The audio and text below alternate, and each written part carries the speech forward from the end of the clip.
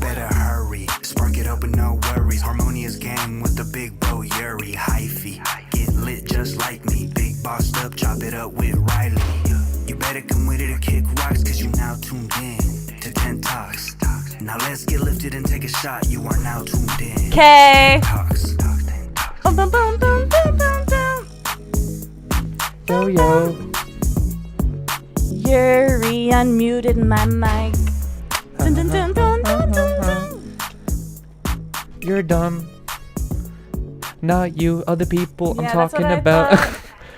Yo, huge shout out to everyone who has joined another episode of 10 Talks on the new channel for the first time ever. Applause for Yes, the exactly. A round of applause to everyone that has actually joined us on the new channel to watch you guys this. so much. We're still uploading this to all the audio platforms as well, but huge thank you to every single person who is who's taken the time and invested the time into actually clicking and searching and doing all that stuff to find us on this new channel. I appreciate you guys so much. We're changing the name of the channel this week for sure, 100%. Yeah, we need your help, guys. We're changing the name of the channel because we need to do this, but thank you guys so much. Number one is Rylee and I love drinking water, so here, let's take a little sip of water. We just need a little sip ski. Yeah, a little sip of water to congratulate, our first episode on the new channel. So, cheers. To H2O.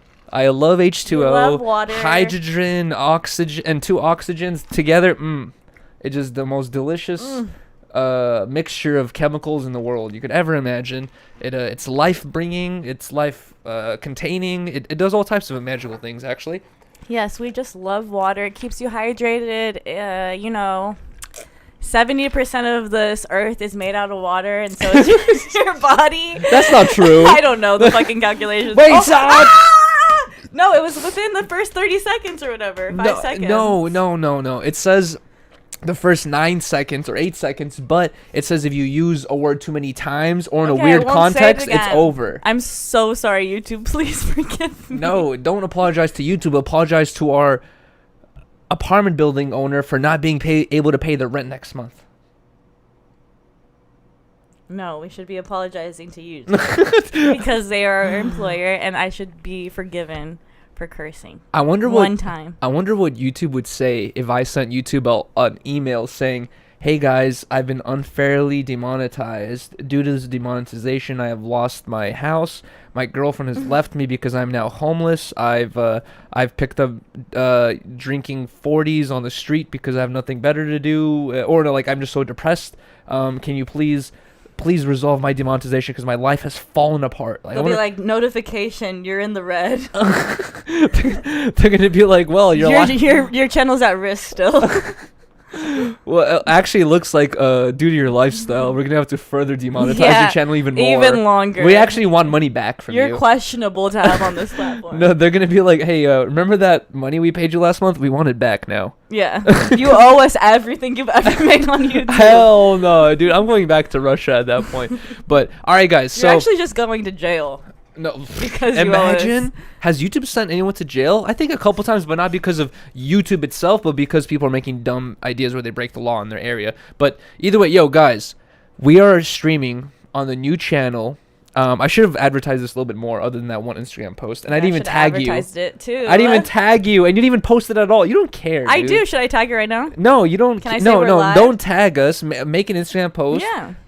Throw some duck kissy lips in there, and then say, if you really love me, click this link. If you really love me. No, shut the... Okay, no, I'm joking. But here, let's do it really quick. No, really, we can't make IG posts in the middle. Yeah, we can. We're live. Hello. Click the link. I just burped. That's all you had to do, see? No, easy. I just burped and I had to catch my breath. Either way, all right, guys. So we started going live this week on this new channel, and you did a very great job with your first stream on the channel. You got hella fucking people watching that. Bro, I have to say... You almost had you had hella people watching I have to say that I never once doubted the Harmonious gang ever, but But it is scary. But I know exactly it's scary, and I know how it's like, dude, it's like, I appreciate everyone who supports the content already, but for me to like go like, hey guys, by the way, we're not streaming here, we're doing this now, we're doing this, blah blah blah, like to add all these little details, a lot of people are just gonna be like, I'm out, this is too much, you know what I mean? Like, I don't care that much, and I don't blame you guys, because it's like everyone has their own lives to fucking attend to. Sorry, right. But when we did the when I did the 24 hours at Blazzy's warehouse stream, which I'll talk about a little bit more after, dude, we hit basically the same amount of numbers of people that we hit on the main channel, which I appreciate you guys so much. If not more. To be honest, yeah, I appreciate you guys so much for coming through and still supporting the new channel and the content or whatever it is. That's my number one goal, guys, is like,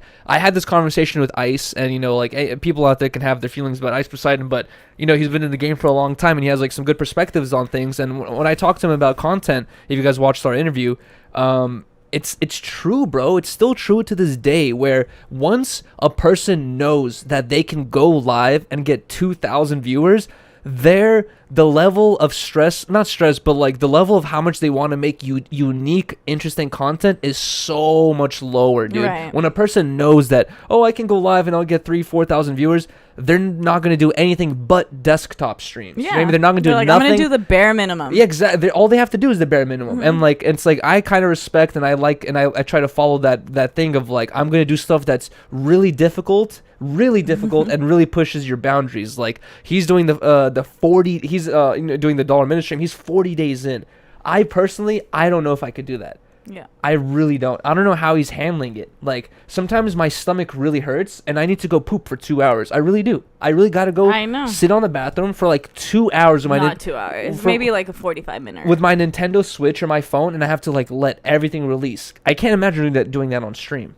It's like, yeah, exactly. I don't know. But basically, like, my whole thing is like, I always like the idea of actually doing unique freaking content. I'm gonna say freaking instead of the other word from now on, but either way, freaking heck or heckin', I don't know, but either way, guys, here's the thing though, a little update and a little future notice for anyone that follows this channel.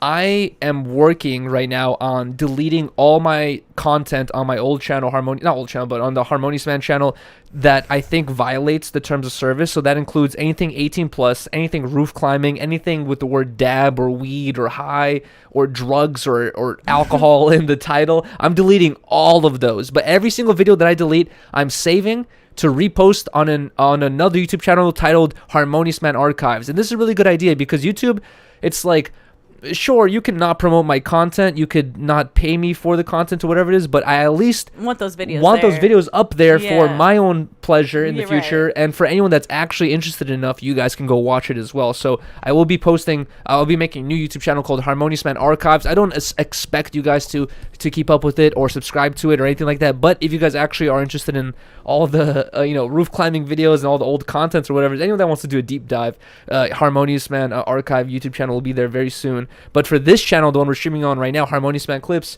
guys, this is where I have to ask you, if you guys have any ideas for YouTube channel name, leave it in the comment section. I'm going to be making an Instagram post later today or maybe tomorrow asking people for their ideas. Rylee thinks that I should just name it Yuriy. I've seen some people saying that it should be like Yuriy and Rylee too.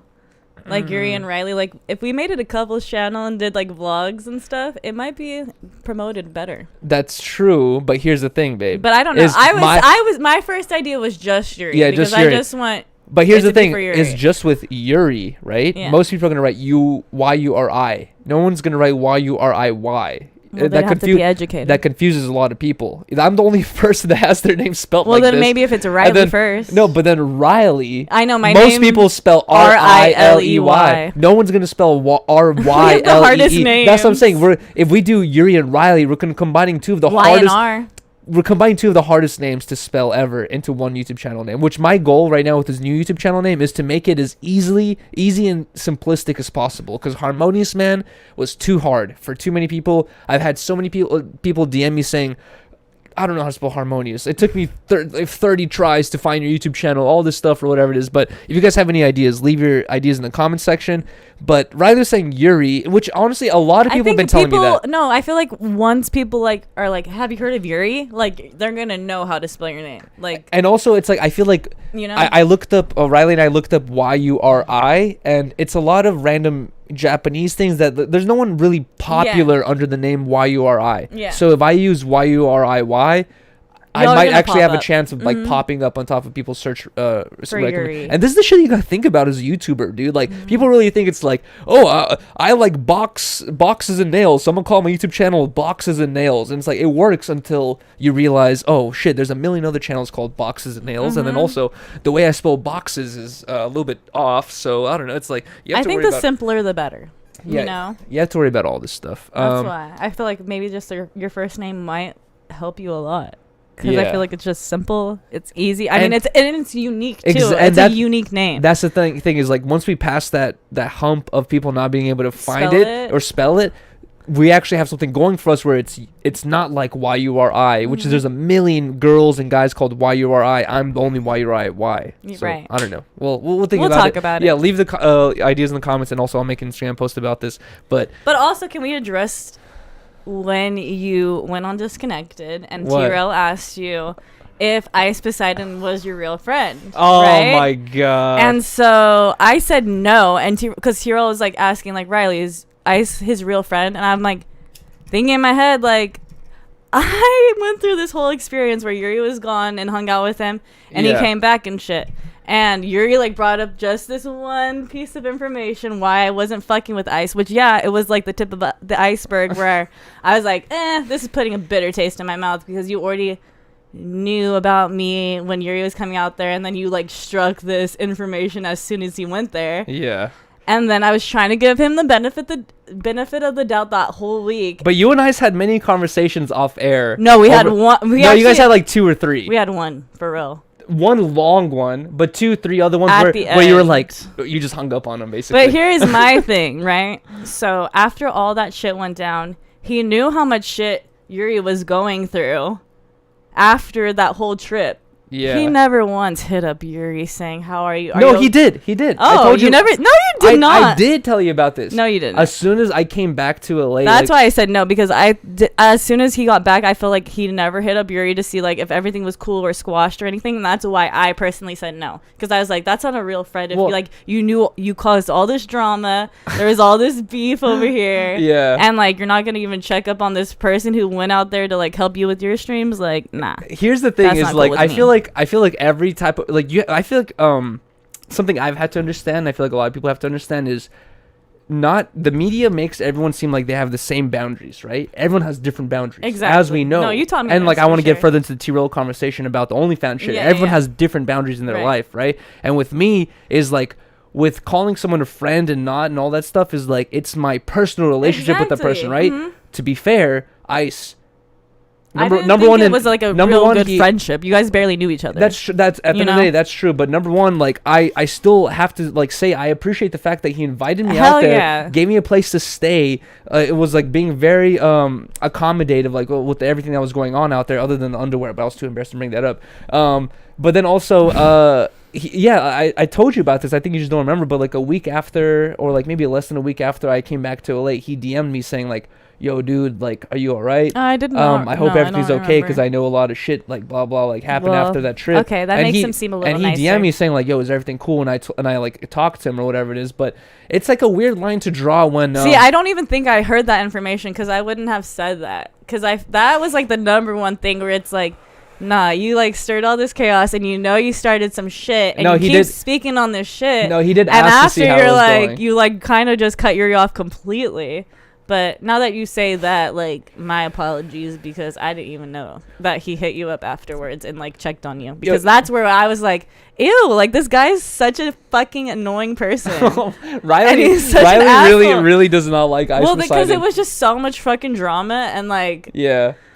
And here's the interesting part, like, not interesting, but, like, it gets kind of difficult where people are like, Yuriy is not making these like final ass decisions saying fuck you, blah blah blah blah, you know, whatever it is, like all this stuff. It's like, you're guys, smart. I've been through similar situations off internet, you know what I mean? Like Yeah. through my, I've had a lot Your of own friends. yeah, I've had so many friends in my life where like we meet up at the park and there's 20 of us. Right. You act like all 20 of us are the best friends ever. No, fucking Billy got a problem with Joey. I'm cool with both of them. You know what I mean? We smoke with one. It's like, dude, I've been dealing with this shit all the time. Right. And it's just like, there's like lines you have to draw. And there's also like lines that the viewers sometimes have to draw between like understanding that, oh, I've seen this part of their lives. But before I drop this emotional ass fucking comment or DM, let me understand that this is, you know, something else or whatever like that they're actually dealing with behind the scenes. But either way, it's like with that whole Ice thing, like, I don't feel comfortable, to be honest, like saying like, fuck Ice, blah, blah, blah, all this stuff, because he actually did, you know,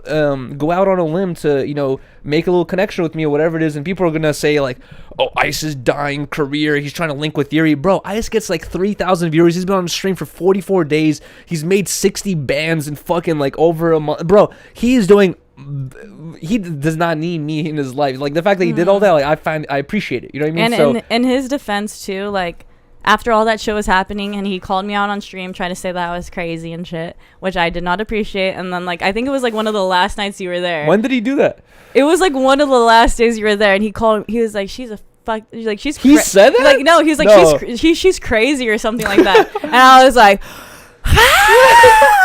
you don't know crazy. And then I was like, I remember Yuriy called me that night, and I was just like, I do not like him, blah blah blah. And then I remember after he came outside and like was talking to me, and he's like, I'm really sorry, Rylee, blah blah blah. Because every day I would go like on, he's like, I'm really just a troll. And I was just like, and also I'm not loud. Like I was just giving him such a hard and time. also wait, hold on. I felt kind of bad. To be fair, I don't think I even told this to Rylee, but when I was staying at Ice's crib, he doesn't smoke weed, so I was the only one who smoked weed in his apartment. So I would be going on his balcony 3 times a day for like 20-30 minutes to smoke a spliff or whatever it is, and I would just be the only one smoking out there. He rarely came out to be like, yo, what's up, like what's going on? He'd be busy doing something else, but sometimes we would talk, and then he would know when I pick up the phone and then I go on the balcony to talk to you. You know what I mean? Like that little private conversation. And then after all that drama unfolded, he came out on the balcony and he's like, yo, Yuriy, can I talk to Rylee? Because he's like, I feel like she has the wrong opinion of me and she thinks I'm some devil man who wants to ruin your life. He's like, I want to talk to her. And Rylee and I had like a pretty decent, you know, we did. No, because 10-15 minute conversation. I had to go off on him a little bit. Yeah, you did. Because he was like, it's just jokes. Like, I'm just a troll. And I was like, I'm not fucking laughing. I'm not laughing. I was like, it's not funny because I'm not laughing. To me, and he's honestly, like, oh, well, babe, to be honestly, like, when I was sitting there on the balcony watching you and Ice like go through this conversation, I see you like kind of like telling him off, like I don't fucking like this or whatever. Not okay, you know, I'm not gonna say I'm turned on, but I was saying it's so funny to me because like I know of Ice, I know of all the history, and I was a fan of him. I'm a fan of him for a reason. All this stuff, right? You don't know anything. You just come in as my girlfriend. You're like, fuck you, Ice Poseidon, you fucking asshole. Like I was like laughing. I was like, no, you're a fucking dick. How dare you talk to me like that? I don't even know you. He's like, you're right. No, he was really apologetic that night. But after that, after Yuriy came home, and I was like, he's really not checking on Yuriy. I was like, this fool is not even your friend. Like, don't even consider him your friend. Don't think he's gonna. And here's the thing, guys, is like, and also Rylee, is maybe my perception of what's okay and what's not is like very twisted on my subjective experience as a human being. But me and my homies, we've all done borderline shitty things to one another, either accidentally, on purpose, drunk, inebriated, like something, you know, oh sorry, we're not thinking right, you know what I mean? Like something's happening where we've all done something kind of lame to one another. And we just gotta understand, like, you know, shit, you gotta learn from your mistakes sometimes. Like, you don't cut off people off after like one little mistake or whatever it is. But I did not, I especially did not appreciate how Ice was making the jokes at AD after I told Ice. God. I was like Ice Poseidon. I was like, was just, dude, before that live, I had said this many times, but before that live call even went live off air, I was like, Ice, I was like, you're about to get on a phone call with AD. He wants to talk to you. I was like, bro. I was like, I understand you're a troll. I was like, do not joke around with AD, bro. I was like, he's serious, dude. I was like, you will suffer the repercussion, the fucking consequences of what the fuck you say here if you say something crazy. And of course, the phone call starts off with, hey, AD, where's BC? I was like, oh, here we go. I was like, I already knew. I was like, everything I said just went out the window. But either way, I don't know. That was our whole take on that conversation. But I want to talk about the conversation I had with T-Roll about where he was like, oh, would you do OnlyFans with Rylee or whatever from if you guys hypothetically would make $1 million a month, right? I think it was like 500 or 300K a month. Or But he like 500K. he kept upping it to like, you know, make it more enticing Crazy. or whatever it is. But his argument was like, Yuri, I've seen you take $3 shots, you know, like, and you won't make $1 million a month to do an OnlyFans. And number one, I haven't done $3 shots since I lived with my parents. And, number two is, yes, I've done a couple of things. And also I saw like a little Reddit post where it was like a compilation of all my stream ideas or of all this stuff. And it was like, Yuri won't say yes to this, but he'll say yes to these things. And it's like, guys, everyone has different boundaries in their lives of what they find okay and what's not. You know what I mean? Like I met a couple people in my life where they looked at my, I have so many scars on my elbows from skateboarding and my knees. Like they would look at when I would be skating all day, every day. They would look at my scabs, look at my bruises, look all these like damages I have on myself.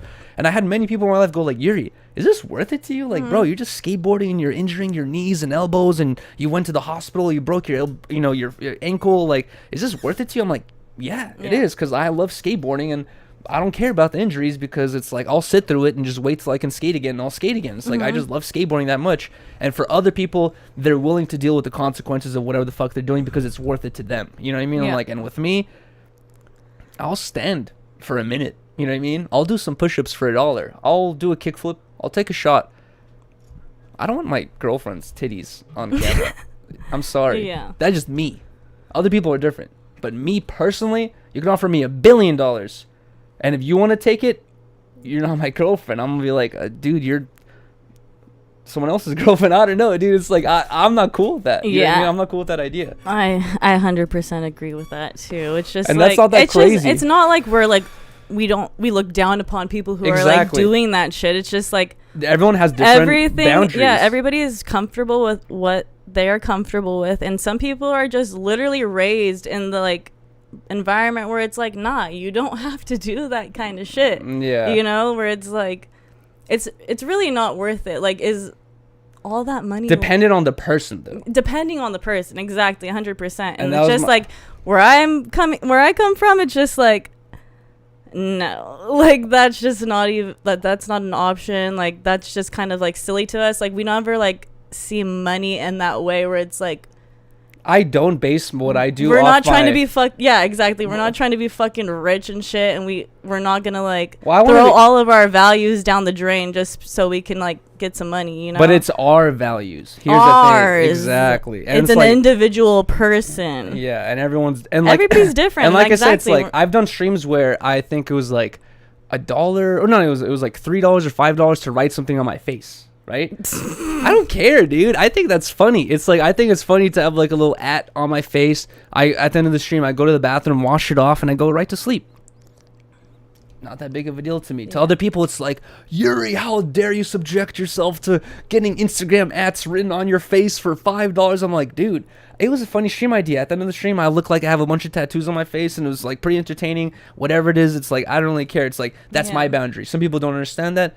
I don't blame them. It's like that just me. It's like, and I go through this with my parents all the time, where my parents do not understand what I do, and they do not understand what's like what I'm willing to do, or it's like what I think is interesting, or what I think is funny. Like their form of humor is different. You know what I mean? Like every time I talk to my parents, they're like, you should do streams like this. You should do streams like that. I'm like, oh, cool. Like 3 people are gonna watch me do the fucking choo-choo train stream where I fucking give you a tour of a fucking train. It's like, yeah, who's gonna watch that? It's like, dude, I want to do something that I would watch, that I would find interesting. You know what I mean? So I don't know. With the whole T-Row conversation, there's boundaries for different people, and that's just my boundary. And I feel like we have similar boundaries where definitely the same one.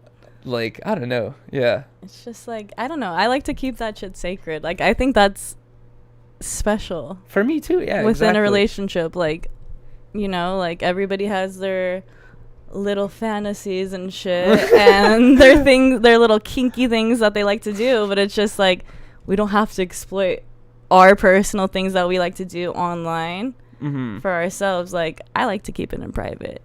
Yeah. And it's just, I don't mind the idea of me dying and no one ever knowing like what my little kink was. I'm cool off the millies. Yeah, exactly. The millies. And then also it's like, yeah, like that's the other thing is that's something I've always For a had to couple learn in life years. is like especially living in Los Angeles, you see so many people who make more money, but then they're still living paycheck to paycheck. Like I could be making $2,000 a month, living paycheck to paycheck, and then there's people in Los Angeles making $7K a month, also living paycheck to paycheck, because guess what? They have a $4,000 apartment a month.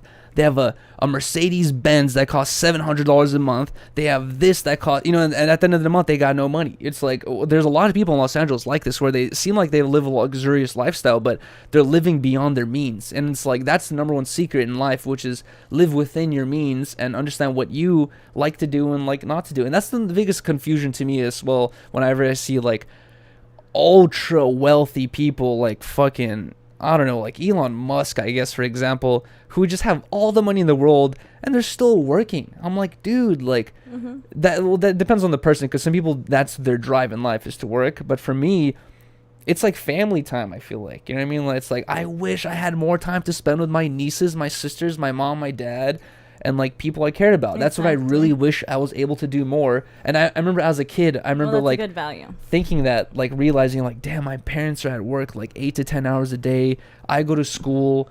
By the time I come home from school, I do my homework. By the time I'm done I'm done with my homework, my mom comes home from work. She's goes tired. right to dinner, making dinner, and then my dad comes home from work. We all eat dinner together, and then guess what? It's 9-10 p.m.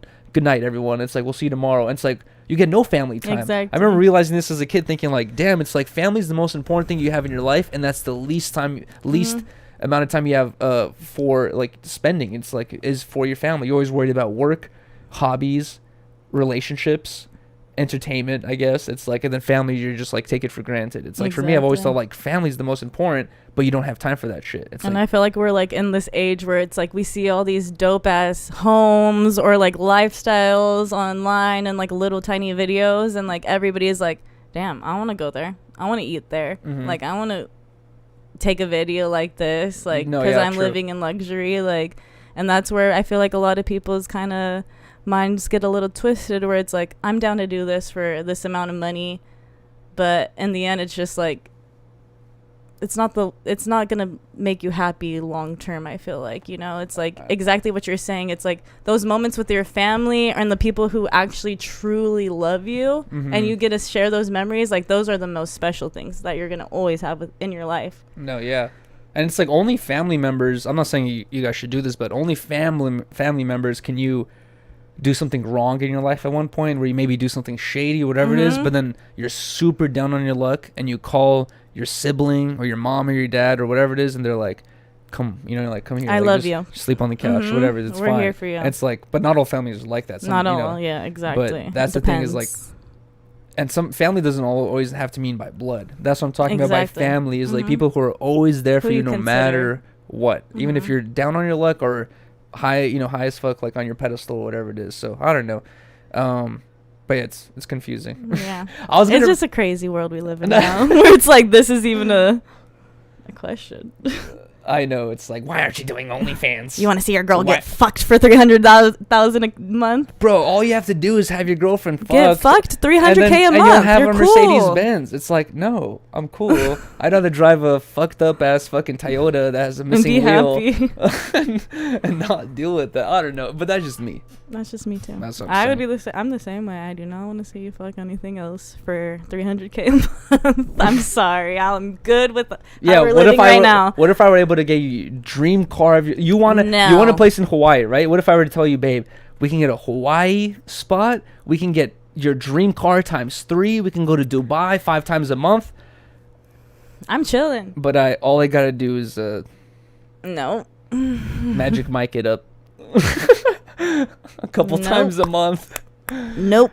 It's a no for me. Yo, this is a random topic, and I don't want to give this too much time on this or whatever, but it's like a weird little not conspiracy, but it's like a little thing that's actually, hold on, this is what I was going to bring up earlier, because I brought the word conspiracy when we were talking about the whole OnlyFans thing. Is there's a lot of conspiracy theories around in the world, you know what I mean, like what the government's trying to do, blah blah, all that stuff. But one thing that I know for sure is, and it's proven, that wealth is best preserved in a good family structure, right? When you have mother, father, children who get married, they have their own separate families. You guys stay in communication. You guys stay not too far away from each other. And after so many generations, you have a tight-knit family that has a lot of their wealth invested into one another, and that's how you actually gain wealth as a family. That's how you put wealth behind your family name, is with tight family structures and family values, right? That's my opinion, and I think, in my opinion, that is true, that family values equal to family structure, which equals to long-term wealth. And I feel like nowadays, in the world we live in, either if it's by purpose or not by purpose, but many of the things that we consume right nowadays just completely destroys the idea of a family value. My stepdad's family, he has, so my stepdad's dad has, I think he has 3 or 4 siblings. And so his dad was like a big police chief in Pittsburgh, California. So he had pretty good money, like, you know, like big police officers make really good money. And before he passed away, like I think they all invested money within different apartments in like different states and stuff, but they all still to this day live within 10 miles of each other, and they all are invested in different little. And guess what? If you need real estate, if you need $300, you can call your fucking sister's husband and be like, yo, Billy, what's up, dude? No, like, they are. It's let me get $300 they have real that quick. tight That's ass knit family where it's like, no, they're all doing business with each other, and that's what builds wealth at the end of the day. No, they're and it's very like smart. There's a couple conspiracy theories, which I'm not like saying that's what I'm focusing on, but I'm saying there's things about how to tear down the wealth of the common person is to tear down family values. And I feel like we just see that reoccurring theme of just like Rylee sometimes gets on my ass about consuming too much Andrew Tate type-esque Instagram videos or whatever it is, but like I hate the red pill. The red pill type fucking videos or whatever, but there are those types of videos where it's like girls, where they interview girls, right? And these are very, very biased types of YouTube videos, but there's types of videos where like they'll go up to a guy and be like, yo, if you got the job of your dreams right now, what would you do? And they'll be like, bro, I'll take care of my wife, we'll get some kids, get a crib, take care of my family, right? They go up to girls and be like, what would you do if you got the job of your dreams? And like I said, super biased, and they could be editing it and finding just specific people they'll be their answer would be like, fuck my man, I'm gonna go live my dreams, like I'm gonna go fucking do my thing, like I got all the bread, like what do I need him for? And it's just like that type of show where it's like it seems funny and interesting and it seems like beneficial to the woman in like the short term, but in the long term it's like, bruh, you're just destroying the family values. You're gonna be a 40-year-old who's traveled every single country, those guys are full of shit. Slept with yeah, they are, but slept with guys all across the world, but then you're gonna be 40 years old with fucking 5 dogs, a mansion, and no kids. They're cap. Like, the guys are cap.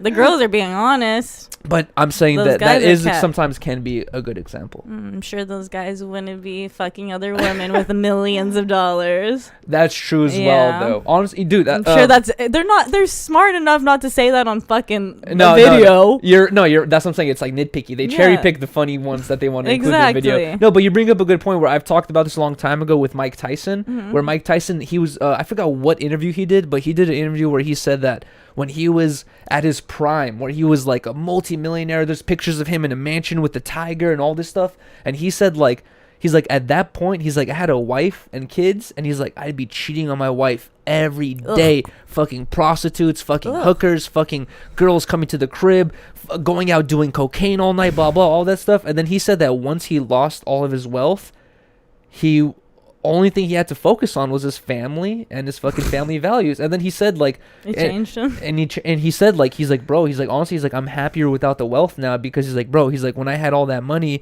he's like, I had no self-control. He's like, I'd be going out fucking hookers, buying cocaine, doing all that stuff. But it's more of an example of like human beings are human beings, and then like if you like, I'm serious, if you throw $1 billion on your lap at 21, babe, like you probably wouldn't make the best decisions either. And like, I'm not saying he was a billionaire at 21, but he was very wealthy at a young age, where you focus on the short term pleasures such as like sex, drugs and wealth or whatever it is. And like a lot of people do that. Not Here's just men. my thing though. It's just like I don't even think like the amount of money I would have in my pocket would ever make me want to fucking have sex with another person when I'm committed to somebody else. Like that's just not like I don't get that. Like I just don't get that when you're like in love with somebody. Like okay, imagine it's just because you imagine have money. Like it's just making you so fucking like out of your mind. Where it's just like you think you're the shit and nothing's gonna happen to you. I know it's hard to put yourself in those shoes, but okay, imagine this. Imagine you were just the star of the world's biggest movie that sold the most views ever,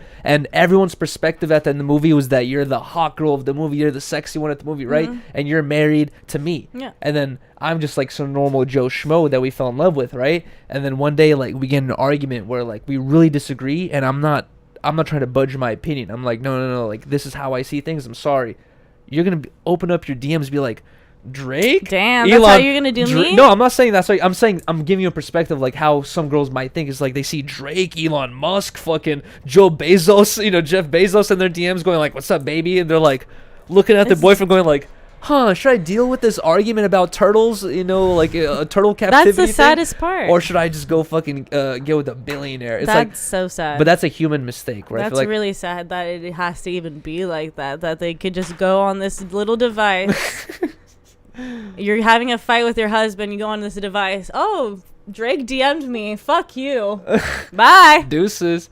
Imagine that's scary, and that's really sad.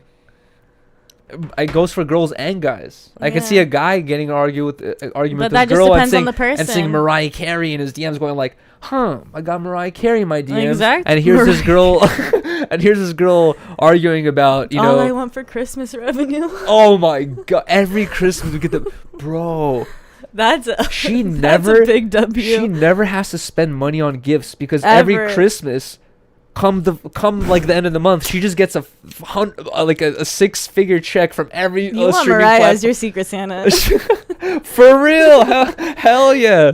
She's like, oh, sorry, I was only able to spend $50,000 on your gift this year because the checks weren't looking that great. But so from that topic, we learned that Yuriy is down to cheat when he makes millions of dollars. No. I said no. From this topic, we need to know that I would stay loyal. So. I value family value. Hey, you know what's funny, babe, about this is like, I just saw this Instagram clip the other day of this dude who was like at a party or something, right?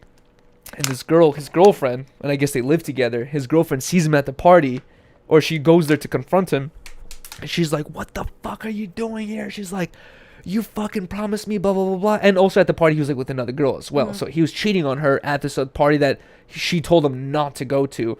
And then his answer to it was like, YOLO, like whatever. and then he just told her, fuck you. And all the comments were like hella sympathetic towards the girl. Like, damn, like they live together. Like he just fucking did all this shit. It's kind of fucked up, blah, blah. And then, I was kind of thinking like, dude, that's such a young person thing where like I have this perspective now because, I'm fucking 28 years old now, but like I feel like now I value family values. But when I was 18, 19, I would look at my parents and I would look at other things, and I didn't really understand the long-term benefits of actually fucking sticking to your morals and sticking to ground hard things of like not just like respecting your like yourself and your family and like your surroundings and all that stuff. It's like you learn this later on in life, but so you're as an 18-year-old, it's like we all were. As an 18-year-old, it's like you all learn that lesson of just like speak for yourself. Oh my god. Okay, whatever. Either way, hold on. While we're talking about the whole I hate that I even have to talk about. Well, I don't even want to have to talk about this, but I think it's kind of funny to talk about because I already posted on Instagram. But I get a lot of DMs, Take a shot. I will at the end of this, but hell no, not for them. Anyways, I get a lot of DMs of people, disagreeing with me or even being downright rude to me or being trolls to me. It's like, guys, I've been dealing with this. I've had a YouTube channel for like 6-7 years, and even when I was getting 30 to 60 views a video, I still would have people just downright being rude to me for no fucking reason or whatever. Like, and I've kind of learned how to deal with it, and also through watching other people's content, seeing how other people deal with it, all that stuff.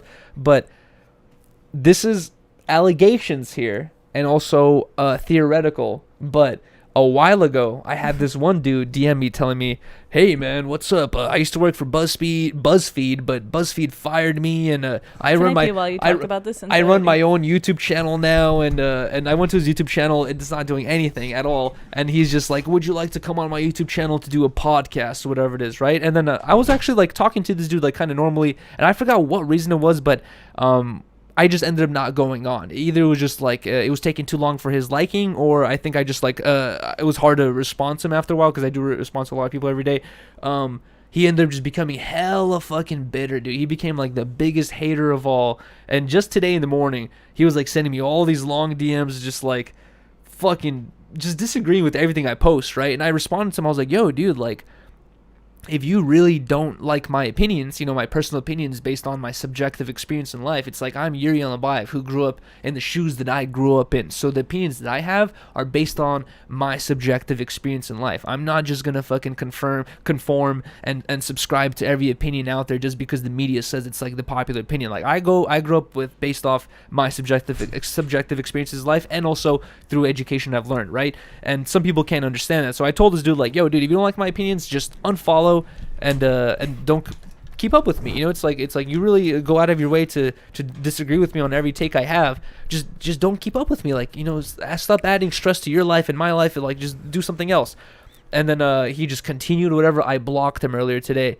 Coincidentally, community memes. He's already been on my ass. He started fucking hitting me with hella DMs in the same type of context that this BuzzFeed reject was hitting me with, where I was just like, I think this is the same person. And it's kind of funny because this dude, both in the community memes and in the other page, he kept referencing the Reddit as his source of like validity, or his source of power towards what he's attacking me with, right? And I was really realizing, I'm like, dude, like, it does not matter how broke or down bad I've been in my life. When I was working at Cold Stone, making fucking barely any money, just paying my parents money with all the money I made just so they didn't complain about me, you know, skating during the weekends or whatever it is. Like, no matter how down bad I was, I've never invested this much time into being a hater. And it's kind of sad. It's kind of crazy. And like, that's the whole reason why I brought it up or posted on Instagram, is because I thought it was pretty comedic at this point, where he was like losing actual facts to hit me with, where he was like, by the way, buddy, I have a college degree and a full-time job that provides medical benefits. You know, so you're a loser and your content's boring. And I was like, bro, if I had a college degree and I had a full-time amazing job that had health benefits, I'd be spending my time having fun, dude. Like skateboarding, hanging out with my girlfriend, playing video games or whatever. I can't imagine being so quote unquote successful in life and investing my time to someone I hate. And it's like, and I'm only bringing this up as an example of like, he does not deserve this clout by any means. This is some fucking BuzzFeed reject by my belief, who has like nothing better to do. And I can't believe he's the runner of community memes, which is like, bro, dude, I would not follow this guy. He has no right to be the runner of community memes at all, if I believe who it is to be it is. But it's like, bro, you have nothing better to do. And like that goes with a lot of other people. And I only say this to give a lesson or even like a piece of advice to other people out there who are starting their streaming career, YouTube career, or anything it is. Guys, you're going to deal with people like this who just hate all day. And you have to understand, you have to have a lot of hate. You have to have some like logic behind it, because they're not using logic, they're using emotion. You have to be the person using logic here, realizing like, damn, bruh,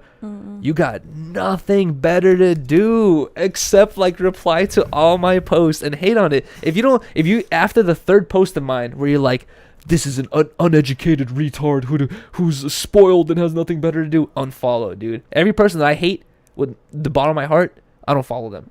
Fuck no. You don't want to be bothered. I don't keep up with their content. Why would you want to be annoyed? Exactly. And it's like, and this is just like a little very obvious demonstration of like opposite of hate is love. They're obsessed with you. Well, yeah. But then also it's like, I know, it's like, I understand the random hate comments, because I've had that before, where like I am a consumer of someone's content. Yeah, and I see them take some weird ass stance. I'm like, yo, what the fuck, dude? Like, I was a big fan of you, but like, this is kind of crazy. There's definitely been times where people called me out and like said something about my behavior And it's during a stream, justified and or it's whatever. like, no, you're right. Like I really Exactly. was acting like But that, also, and I get that. I would say it's a fair judgment to say that with 80-90% 90% of the those time, dudes, it's like, like they're just people haters. who are kind of like very miserable in their lives, and they are just projecting. You know what I mean? Yeah. And like with me, Rylee knows. Rylee's, obviously more sensitive than I am. Hashtag Rylee.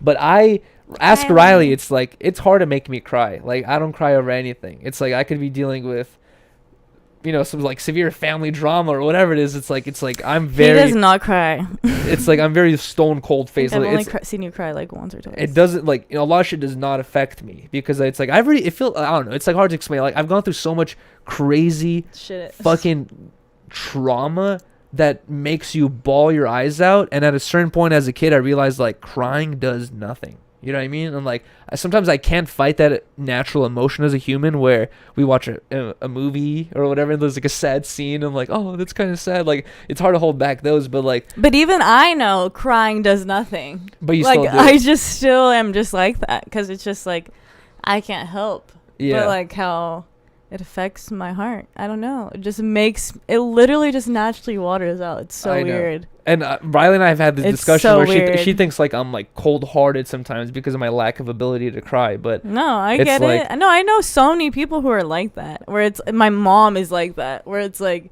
she's so hard. you've like cried such a every tear you had already. It's like it's over. exactly. You But have like nothing when else I to see tear. her cry, I'm just like, damn, this is really, really bad. Yeah, exactly. And that's what I'm saying where like it reflects on my ability to put up with like hate comments or I'm whatever it just is. a It's like little baby. it does not affect me because I The really hate do not comments care. don't make me cry. But stuff like this, I'm like, bro, this is like the reason why I bring it up is because it's such a good example. It's like a life example of like a miserable ass person who told me I got fired from Buzzfeed, and then now spends their fucking waking day to the time they go to Hating on sleep people who hating on me and other people. I'm like, bruh.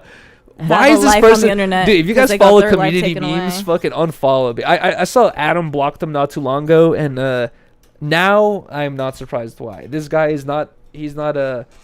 Here's the thing. Also, is I was just talking to this person I met the other day, maybe like 4 or 5 days ago, and it was a super highly religious person. I was just talking to him, and he was telling me how much he believed in God and how much God is how important God is into his daily life and all that stuff, whatever, blah blah blah. And then me and him get into this conversation about religion, whether God is real and all this stuff. And I was taking some really hard stance points on the fact that God doesn't exist, you know what I mean, like, or like the Jesus doesn't exist or whatever, specifically to what he was saying. And he did not get angry, not once. Me and him had a normal 30-40 minute conversation about how I don't believe in God and he believes in God, and we had super contradicting views, and at no point did we insult each other. At no point did I call him like, you're a fucking idiot for believing in Jesus. You like, I never said that. Like, we never even crossed. We just had a normal conversation, and then we ended up smoking and chilling out after. It's like I was like, I appreciate those conversations where you're like, you have opposing views, let's talk about it, dig a little bit deeper, and like, oh, I understand why now. I'm not gonna push you towards the opposite, whatever. It's fine, you know. That's it's how like, that guy was who did that that thing with Adam, the Christian guy. He was the same way. He was the same way. He was Yeah. so nice, and like everybody was trying to kind of pick on him and be mean. and they were saying some harsh things They were at some saying point. Flesh was clowned on his shoes as soon as he got there, and he was like, "What these?" Like, I felt so bad because he was so nice. But disregarding the shoe roast, like I know, like- but like, I know some of the Flesh stuff- didn't mean it in a mean way. He like no, he's like thinking like, "Oh, we all do this to each other." no, but some of the stuff that Adam said, like about like this can't be possible. This is Right. impossible. And then he wasn't going like, no, it's not no. impossible. He was like, being oh, it's very like I chill. understand how you could see like that, but He's like, like, yeah, you could see it in like my that. perspective, this is how we view it. You know what I mean? Yeah, Like, he and was that's very where you, kind about it. and I think it was in Avatar, The Last Airbender, where, and also a lot of people have said this before, where it's like, I like the idea of appreciating people's differences rather than trying to get mad about people's differences, or like I forgot what the saying was, but it's like I like appreciating people's differences, meeting someone who lives a completely different lifestyle It's interesting. than you, and you're like trying to learn about it, which I also have a topic about that I want to talk about, but I also have to release the bathroom. Okay, go pee. I gotta pee. We're an hour into this. Oh my god. Can I dude. bring up the chat really quick? No, really? Yeah. No chat, because like you do this thing where you're like, oh, so Joseph said kumbaya. Let's wait for Just the go next pee. comment. No, read your next. Bring up your next Oh topic. my god. Okay. Get passionate. I will. Can you go pee? Yes. I will Okay. go. Bye. So, all right. Yuri wants me to get into a topic. So you guys obviously probably saw the crazy Sharp and Gina interview with Chrisean and Blueface. And Yuri and I were both there for that day, and I like was behind the boards, and Yuri was there because he did the news and he had disconnected later that day. And we just thought Blueface was gonna be doing that interview, and then we saw that she was there, and I was just like, oh shit, like this is gonna be crazy. And all of a sudden, like they were getting like set up, everybody was sitting down, and music starts blasting out of nowhere, and it's like, I come in this bitch lit. I come in this bitch lit. We were just like, what the fuck is going on? And like we just look at them, and they're just like all dancing on the couch and shit, and they were making a music video, I guess. And we were just like, we were all like, what the fuck is, like, we were just all tripping out because it was just like hella random and stuff. And then that whole interview dropped. That day that the interview dropped, Chrisean actually posted like this whole Instagram post, like talking about like why she got like escorted out and stuff, and it was all this drama. And then sure enough, a couple days later, the music video gets dropped, and I text Yuri because he was doing the 24-hour stream at Blazzy's warehouse, and I was like, dude, look at your DMs, because I sent him the video, and she adds like the part where she like kicks the fucking TV and stuff, and I was just like dying. That is I was funny like, I that she can't believe we were added like here that whole day. I know, and that was I never spend a whole day at the office I know, anymore. That was the one exactly. random day I spent it there, and all this stuff had happened. That song was ass. Wait, which one? The vibe? Wait, no, the other one. I come in this bitch lit. I come in this bitch. I have to say that it takes. It sounded good there, though. I'm not gonna lie. We were all like, me and Vashti were like, why is this not? It takes bad? way too long for the bass to drop, though. Yeah, it does. For a long time, she's just like, I'm the His littest, verse is I'm fire. the best, blah blah, I'm the littest, and then I come in this bitch lit.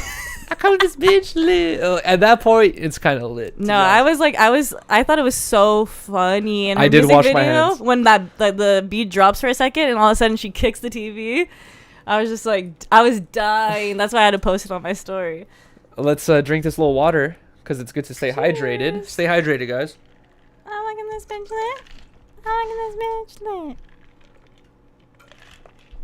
Guys, I was going to bring this up earlier, but I forgot.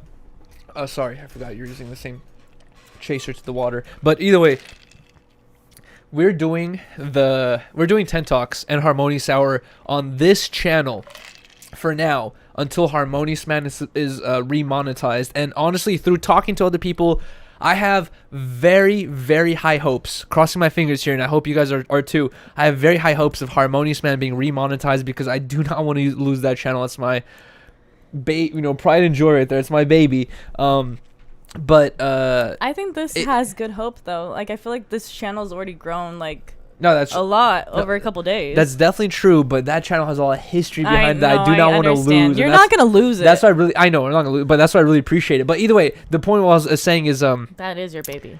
The chances of us getting remonetized are what I've heard is pretty high, so I'm hoping on it. It's gonna take a month or a month and a half, but until then, we will do all the episodes here of 10 Talks and Harmonious Hour. And if hopefully we do return back to the old channel to do 10 Talks and Harmonious Hour, these will be known as the lost episodes. The lost files. When people see that it stops at 102 and continues at 115, they're like, what happened? Oh, you have to go to this other channel for those episodes, and then boom. I feel like that would be kind of interesting, cool. Yeah, I think so too. Lore or whatever it is. Little 10 Talks lore. We are more than an hour into this. Where and we almost have 500 people watching on this new channel. Shout out to everyone watching. Thank you guys so much. But now that we're almost an hour, we started a little bit late, but now that we're almost an hour into this, let's open up our PO box openings. Guys, we have one package today. Huge shout out to everyone who sends us stuff. We appreciate you guys so much. And also, we're going to be sending out 10 Talks t-shirts every Monday. Yes. So if you guys want to buy a shirt, the link is down in the description. Now that we are demonetized, if you guys ever want to support the channel in any way, purchase a 10 Talks t-shirt, because that way you actually get something for your money. And like Rylee said, we actually have some stock right now, so every Monday we will be shipping out shirts. 10 Talks shot glasses coming soon. Yes, I was gonna talk to Blazzy about that as well. 10talksla.com for the t-shirts, and yeah, we have all the sizes available, and they'll be shipping out every Monday, so you get those very quickly. But either way, for the PO box, guys, we have an open PO box 3183 North Hollywood 91609. We opened up all the things that we get from the PO box every Sunday, and it's been fucking crazy the past couple weeks. We've been getting so many clothes and shoes and all this stuff. We appreciate you guys so much, for real. But today we only have one box, so let's see what's in here. Sometimes I get scared of opening up the boxes because people will DM me saying, "LOL, I'm gonna send you za," like stuff like that, and I'm like, I don't want to open that on stream. That's illegal, but. It's okay. I didn't ask for it. They just did it, so... Sorry, YouTube. Yeah. Well, no. YouTube's going to be like, sorry Harmonious. Susan. All right, so this is from... Sorry, Susie. This is from Z01... Z01Z. Zoys? So, Zoys, appreciate you so much. Let's open this thing up. Oh! Okay, here we go. We walking this bitch lit? Okay, here's a package. It's a pack. Yeah, it's a pack. Whoa, you think it's za? It's a brick. It's a Mexican brick. Whoa, we have a small pack right here. Here, I'll open up the small pack. You open up the big one. Dude, these packagings are real. Should we reuse these? Tearsington. To send our 10 Talks tees? Tearsington. What is that? Oh, Shall we? Shall we? I bet you these are socks. Oh, wait, no, it's a beanie. Sexy. This says the world is ending, and the front says 2012 with a cross on it, and it's teeth around it. Dude, this is fire. This is so... What the hell? This is definitely crazy. Yo, Z01Z, this is Yuri's gonna love this. It has an anime girl. Is she naked? Fuck yeah. No, she looks a little innocent. Yo, this is She's really a warrior. Cool. Do you guys see this? This design is fire. I like the little red shoelace. I know, the red string on the sweater. Hold on. Cute. What size is this? This is large. Let's go. Let's go, babies. Bro, wait, hold on. We don't fuck with 12. A giant 12 on the back? No, I'm joking. It probably says fuck 12. You think so?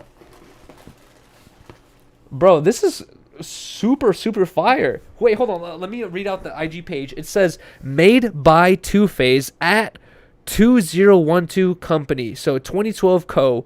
Made by Two-Face at 2012 co. Oh, he has a little embroidery at the bottom right. Oh, yes. Too. This is really cool because this is hard to print like this. Yo, guys, if you if you guys like the sweater or fuck with the sweater, go show or actually, if you guys fuck with us and want to show some support to the people who actually send the stuff, go check out his Instagram page at 2012 co. This is really quality cool. gear. Yeah, this is really cool. Here we no, this is really hard to do because when Yuri and I were designing, it came with the red rubber band. It was just wrapping it up. Oh wow. We wanted to do something where it was kind of across the whole shirt or something, but they were like it was too crazy. It's hard to do. Here's now you get the small package and I get the big package. Oh wait. There's more packages? Yeah, there is. Jesus, wait, actually hold on. Let me read this note. Hey Yuriy and hey Rylee, misspelled like I said. It's gonna be very hard to. We should just spell it the way they think that. No. So hey Yuriy. Woo, mine's pink. Wait, is that a shirt? Mm-hmm. No, wait, and it has a little bobby pin in it. Ooh, and I have an anime girl that's horny in the back. This looks like it's your size too. Yuri's gonna love this. Wait, hold it up higher so that everyone can see the full design of everything. This is really cute fire. Little anime girl. This is definitely your size. Mm-hmm. Wow, thank you guys so much, man. Okay, so let me read the note. This says, "Hey Yuriy, hey Rylee, I'm a one-man team, handmade pieces." That's impressive for a one-man team right there. This is amazing. As much as this is me wanting to see you both in something I've made, as it is, thank you for the content you provide. I appreciate you so much for that, man. I've been a very long time supporter of Harmonious Man, and I've always been here, just not much of a chatter, bro. I don't blame you. Anyone who's in here who just likes to watch the streams and doesn't like to communicate in the chat or doesn't like to donate, it's completely fine. Just the fact that you guys are here watching the stream means the fucking world to the both of us. Exactly. I had things custom made for you and Rylee both in October. However, I was just recently hit by Hurricane Ian in Fort Myers, Florida, and lost a lot. I'm so sorry about that, man. I'm just able to get stable. Wait, thank you so much. I'm just now able to get a stable condition to work and remade your guys' pieces. I'll always be here regardless. You have my support. Thank you, and I hope you enjoy. From Two-Face. Yo, guys. This is amazing. After reading this, I really have to ask you if anyone in here really is down to take the time, please go follow them. Go follow if you guys are down, or at least These go are fire to shirts. at 2012 co 2012 co 2012 co on Instagram, and please go show some support and love, because I can't wait to wear this. I'm gonna wear this tomorrow. he just said he lost everything or lost a lot through the hurricane. I've seen a lot of videos of people whose like houses and warehouses have been flooded. I can only imagine the amount of product and money he's lost through this. And he said he customized these for us. And he remade them to send And them this to is us. your graduation year, even though you didn't graduate this year. Thanks. But it's okay. That's the year I got kicked out. Yeah, that's the year So you got kicked out. That's So a it's bigger just- flex. It's perfect. Bro, I appreciate you so much, man. I That's love the crazy. pink color too. I bet you dyed this too yourself. Oh, here's the red rubber band you were talking about. Whoa, this one. Hold on. This looks like this is from Yu-Gi-Oh. I'm not capping here. This is from Yu-Gi-Oh. This is the jar. Whoa! Pants!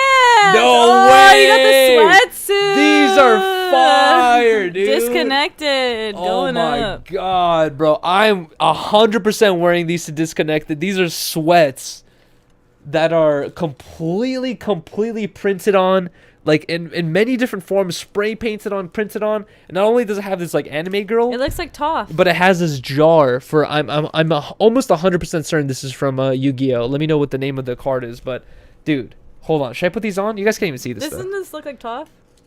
That does look like. Wait, what? That looks like a very mush top. Sexy Toph. Are you done sparking that I'm spliff? not Toph. I am Cabbage. Oh god, yeah, that was very cringe, bro. 2012 co. I appreciate you so much, man. This is really fire, in my No, opinion. you should not put those on right now. Okay, I'll. Save them for Thursday. Thursday, I'm putting on the sweater and The the whole pants, the fit. whole fit, With the and beanie. with the beanie, bro. Dude, You're gonna look like a period. yo, to anyone who sends me a whole fit like this, I have no option but to wear it. Remember we got the overalls? I wore the overalls. I got roasted for it very heavily. Everyone hated me for it, but I still wore them because I appreciate the whole fit. I'm gonna wear this whole fit for sure. What shoes should I wear with this though? Some red shoes, maybe? Some white shoes. Or white shoes? Okay, I think I have some white shoes. Either way, bro. Or black shoes. Your 730s. That was the PO box opening. If you guys ever want to send Rylee and I anything, you don't have to have a clothing company. If you guys just want to send us a lollipop, a freaking I don't know, like a freaking a taser toy, like I don't know, like some prank thing, whatever you guys want to send to us. Cheetos. PO box, Cheetos, Cheeto Funyuns. I Puffs, love please. Funyuns. Yeah, I love Cheeto Puffs. I love Funyuns or spicy Funyuns. PO box 3183 North Hollywood 91609. Please don't do anything And weird to just the a food. little even if it's a letter, a little card. Oh yes, exactly. a drawing. We've said this many times that guys. I love reading them. You do not have to send us like a piece of clothing or anything. Literally, we will read any notes we get. If we get a note saying, I don't know, your life story, I'll read it. The longer than dude, if we get imagine we get like a 3-page thing. Are we gonna read the whole thing? We might have to just call them up on the Discord after that. I know, for Be real. like, okay, explain this. Please explain what's We going on need here. audio. We need audio book. Yo, but okay, I forgot to bring this up earlier. But guys, so since Harmonious Man got demonetized, we had to start the new channel, Harmonious Man Clips. Or we already had this channel, but we had to move to this channel permanently. And to get a channel monetized, YouTube's new rules is you have to have 1,000 subscribers and 4,000 watch hours. Before this 24-hour stream at Blazzy's warehouse, I already had 1,000 subscribers, but because I shouted out on Disconnected, but before even Disconnected, I had like 900 or 800 subscribers, and I had less than 1,000 watch hours. After the 24-hour stream, we had like 8,000 or 9,000 watch hours, and we have like 2,500 subscribers at this point. So Thank you guys so huge much. thank you to every single person who joined that stream, who dropped a subscribe, who just participated in anything. It really, was so funny. thank you guys so much. That was a really good stream. But I have to talk about this, where the goal of the stream was to spend 24 hours at Blazzy's warehouse, and a lot of people expect the Blazzy to be there. It just so happens that day Blazzy was spending the whole day with his girl, quote unquote, and then also It is his girl. yes. Don't say quote unquote. I only hit it It's once. his girl. Not like that, but with his girl. It's his bae. The next day he had to do the giveaway, which also, dude, you guys can call me a dick rider or whatever it is, all you want, but guys, actually, no, here you go. I'm just gonna continue talking. But dude, after spending 21 hours at Blazzy's warehouse, and hearing how much he spends on his warehouse, his employees. It's a nice everything that place. goes on, and I'm like, holy shit, dude! Like you have to spend all this money and every month break a profit, and he doesn't drop a product every month. He has to be able to afford everything, and then also not drop every single month. And I was like very overwhelmed for, I don't know what he goes on in his head, but I was overwhelmed for him. That piggy bank took like 6 months to like get together, and that's why T-Rail was like, nah, we ain't doing that. And dude, but it's just like, no, he likes to do the novelty item where it's like that shit does take a long time. Not only that, he's not dropping every month, bro. He has so many expenses. And when I was spending that 21 hours there, 21 days, when I was spending the 21 hours there, and I saw that the next day he was doing the giveaway, where, guys, by the way, the giveaway, there was like 15 or 20 people who were helping with this, who are all being monetarily compensated in some way or another. And it's not to make money. It's all to give out product for free. And at that point, I really thought about it. I was like thinking about every giveaway and everything I've seen, and like every philanthropy type thing I've seen from an Instagram, viral person. I think Blazzy's done it the best or the most. He's like almost on par with Mr. Beast. He's so lucky. Not that crazy, but he's so lucky that he has such a good group of like guys that are around him, because I swear to God, every time they come over to our place, every time I see them, they are the most respectful people ever. Nice people, exactly. They are so sweet and so kind, and like they are so thankful. Like, because I always like try to provide some kind of like food or anything, and they're just always so nice to me. So it's like, and thankful and shit and I really appreciate those kind of people. So it's like, it's cool to be in that environment. I could see like that's why Blazzy is probably like more inspired and like wants to work hard, because he knows like these people are like solid ass guys who are like my friends, and like I want to help them too. And not only that, but I've had this thought, and they want to help him. They love him. No, exactly. So, but like, it's a really good. But it's kind of strange, because like for me, being a friend of a Blazzy, it's like I see Blazzy, the person that freestyles, that cracks jokes, who's a designer, and I have fun with, right? To the other people, to the like fucking all of his employees, they're like, dude, my whole income, my whole lifestyle resides on what I do here at this like location, whatever it is, right? And I kind of thought that with like Adam a long time ago, where it's like, it's such a crazy position to enter as an employer, where you're like, dude, not only am I just providing my own lifestyle and providing for my girlfriend / wife, or providing for my animals and providing for my apartment building or whatever it is, it's like now you have 4 other people or 5 other people or 10, 15 other people who are like, depending on you. Their whole life depends on you making money. And like, I can imagine that stress or whatever it is. But either way, the whole point of what I was saying is like, I think it was really cool of Blazzy to actually go out of his way and spend so much money just to give away products for free. I was like, that is, and he's not, if I did something like that, I'd be able to afford to do something in Hollywood, Santa Monica Valley. He went to San Diego. He went to far in the valley, far like way, like every direction you could think. He went. I was like, that's very impressive and very cool that he did that for the people who can't afford the products but are willing to go out of the way to actually get it. Try to find it. Yeah. So I thought that was really cool. But either way, I did the 21-hour stream at his building, and also. Not to continue with the dick riding and all this stuff, but I have to give a thank you to Blazzy for letting me to do that, because that is cool, dude. That's his.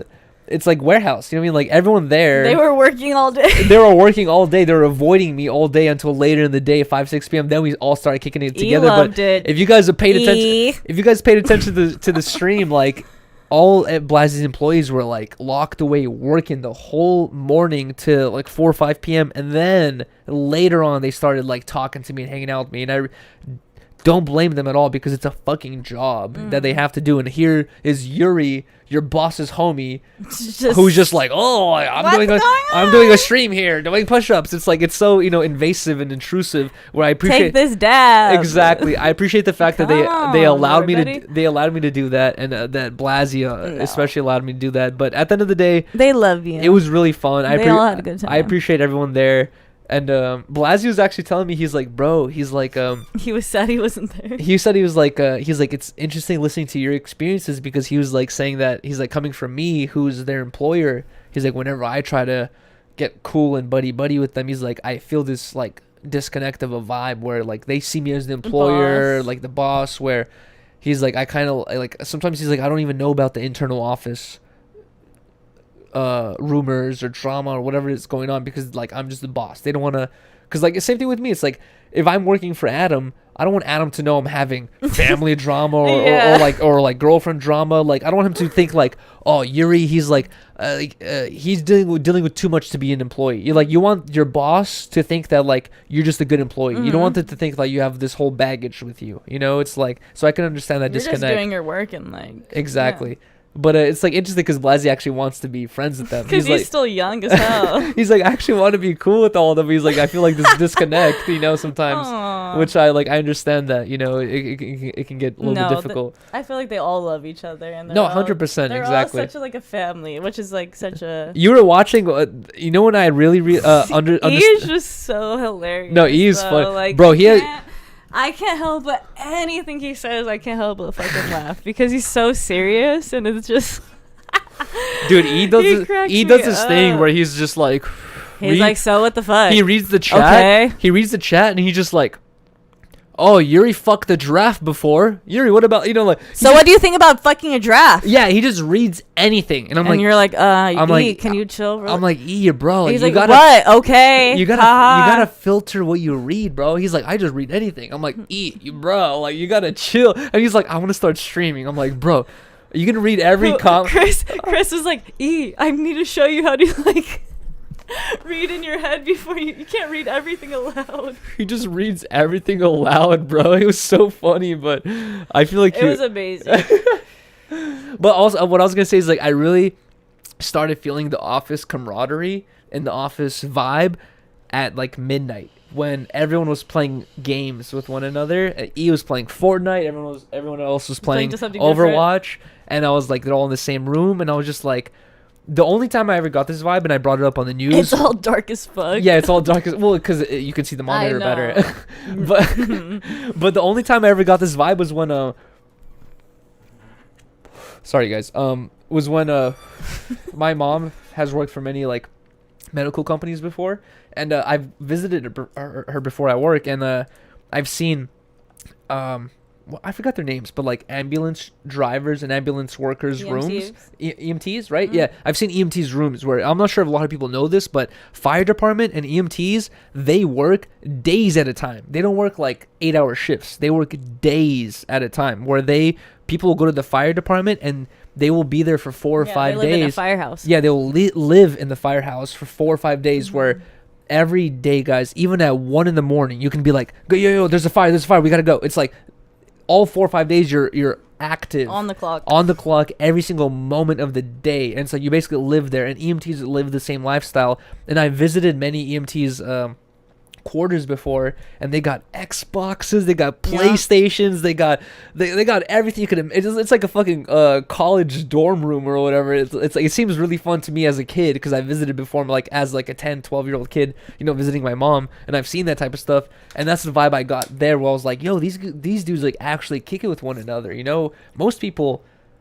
They see like, oh, 7 p.m. deuces, you know what I mean? See you later. See you later, E. See you later, Nate. See you later, Edgar. I'm out. I'm going home. It's like, fuck you guys. It's like, but they all kick it with one another. I was like, I really felt the camaraderie and the office coolness. But to end off on that whole conversation about that whole stream, it was really fun. But 21 hours in, Blazzy started to do the giveaway, right? So everyone had to meet up at the warehouse. Everyone came to the warehouse. They're all Blazzy's homies, so they all have the Wi-Fi password. As soon as 20 people came through to the warehouse, all on the Wi-Fi, my internet started my stream started effing like crazy. I asked everyone yo, can you guys get off the Wi-Fi? They got off the Wi-Fi. It worked a little bit better. And then what's funny is everyone left.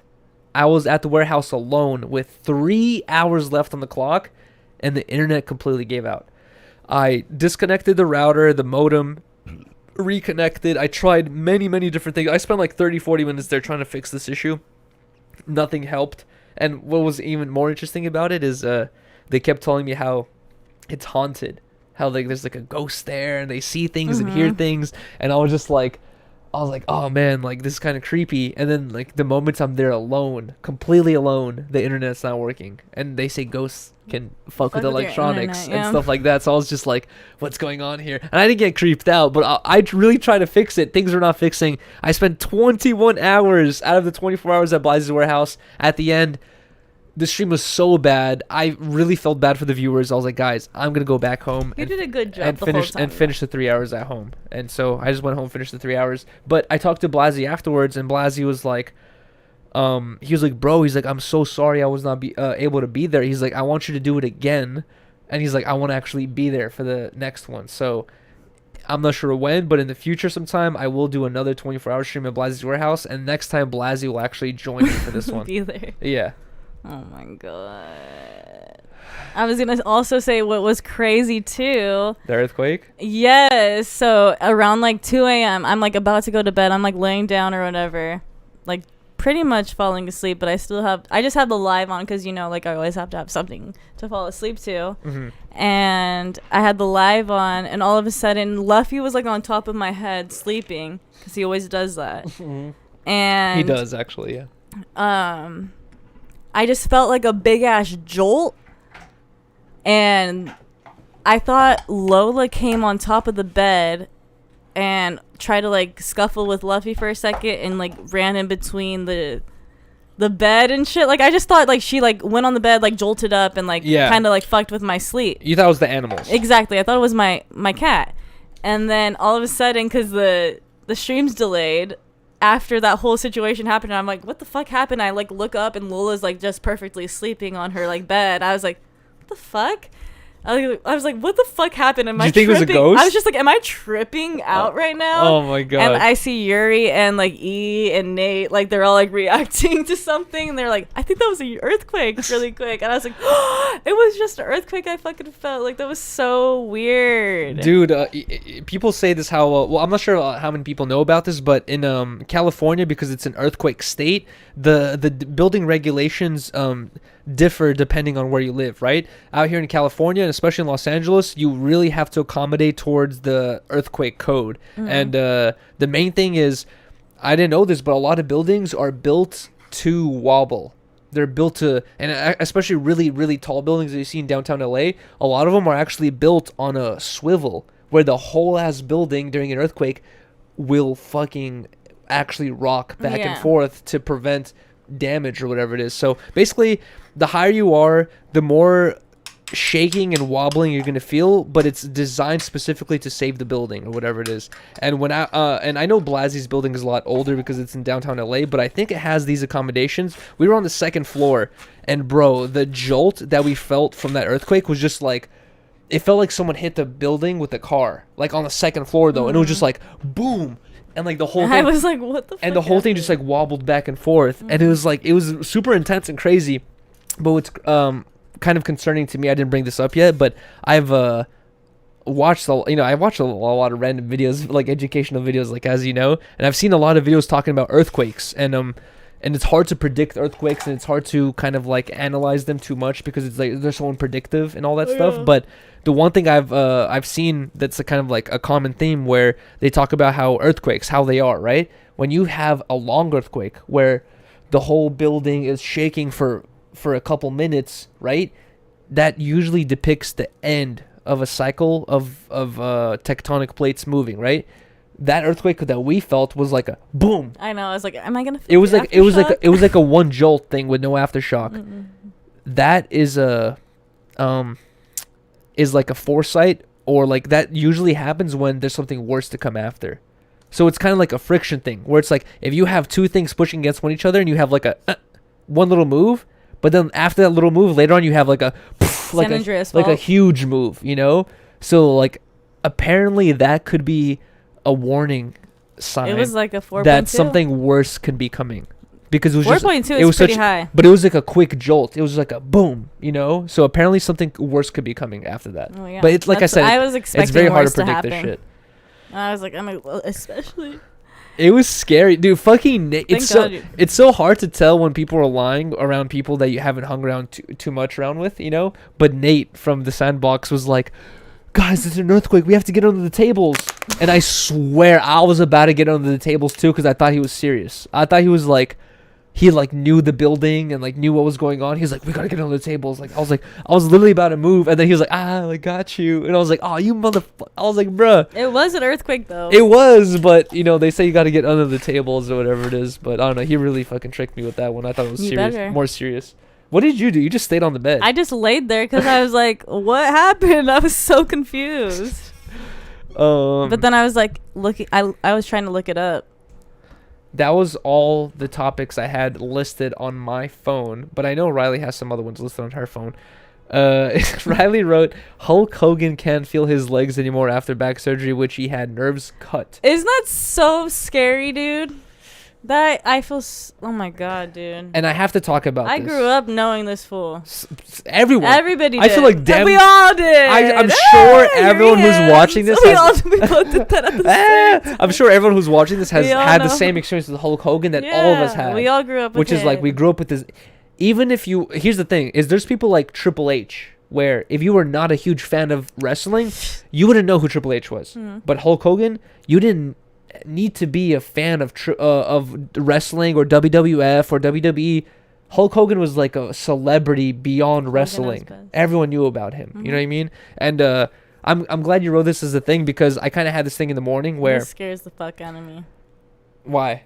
Because the back shit. Yeah. Okay, well, so just like any kind of surgery, like this type of shit could happen, and it's just like you would think Hulk Hogan has the best of the best. No, facts. No, but here's the thing with Hulk Hogan. Yes, he's rich and he has the best of the best, but also he's who's that actor that we watched that video about the other day where he said his body has been through so much, and it was the rise and fall of a certain actor from George of the Jungle. Brendan Fraser.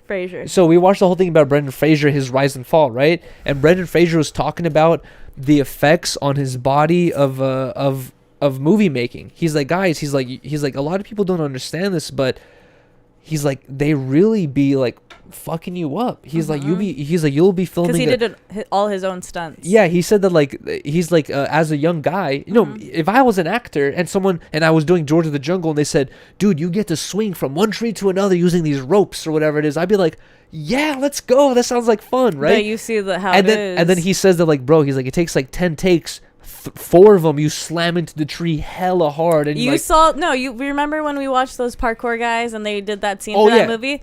He almost died. You're gonna see that and you're gonna be like, let me do my own stunt. No, exactly. That's what I'm saying. Where Brendan Fraser is talking about the effects on his body after being an actor, and people don't think of Brendan Fraser as this huge action actor, but you have to remember that he did the Mummy series, he did George of the Jungle, he did a lot of his own stunts. Hella shit. Where he said that he went through hella surgeries and he really fucked up his body because of his acting. And with Hulk Hogan, he was a wrestler that really, really fucked up his body. And when I saw this post in the morning, and this is why I deleted it, is because like this was like the wrong example to use. And I wasn't trying to use Hulk Hogan as an example and saying that this is why this is happening to him.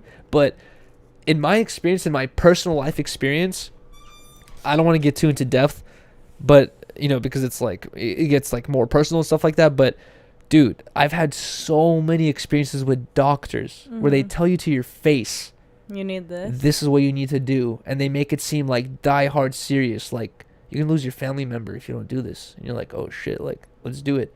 And then you go to a whole different state. They give you a different you go to a whole different doctor, and they tell you, who did this?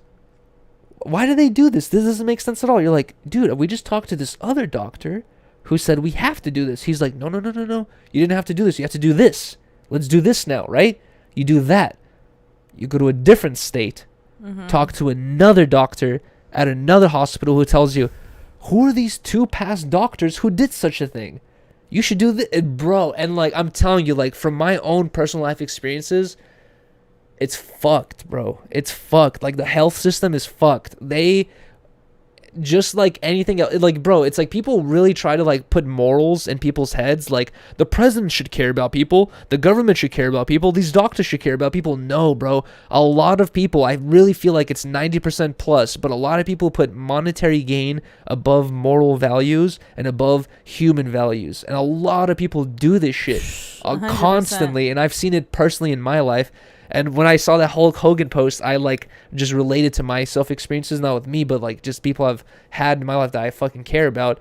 And I was just like, bro, like you have to like I've seen so many a couple pro skaters talk about how like they've had so many back injuries, right? They go to a doctor and the doctor's like, you have to have this super invasive back surgery where we put plates in your spine and put a rod in your bones and do all this stuff. And you're like, yo, I don't want to do all that. And I've seen like examples of like pro skaters saying like, yo, dude, like I've looked up other versions of like, you know, remedies. healing remedies, and it's like complete diet changes. And like, it's like not like some no lighthearted shit. It's like, bro, if you really want to fix your back, you completely switch your diet, completely fucking 180 degree around.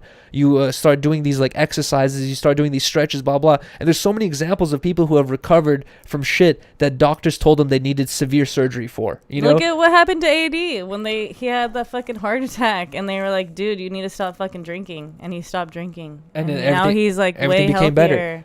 And but like, you know, AD, like they didn't tell him like he should have some life altering surgery to like, change things, but they just told him like change your diet, change what you do as a, you know, as a exactly, and like things will get and better. It does show you that like just like the simplest little things could really affect your health. And luckily he had a good doctor that was just like keeping it real with him, like you really need to stop doing this, because and that was my main point is like in my thing is like, dude, sometimes people, and here's the thing is like a lot of people who are 99% of society, let's be fair, you know, we don't have these options. Like doctors don't approach us the same way they approach Elon Musk. Yeah. If Elon Musk, someone who's a known billionaire, someone who's a known millionaire, if a Kardashian goes inside a hospital and they say, oh, my elbow hurts, it's been causing me so much damage, the hospital's not going to be like an elbow replacement. They're not, yeah, exactly. They're not going to be like, oh, maybe you should do these stretches and we'll like, you know, after 6 months your elbow will get better. They're going to be like, oh, let's put a metal elbow in. Things will get better. It's because the doctor's going to get paid a huge amount of money.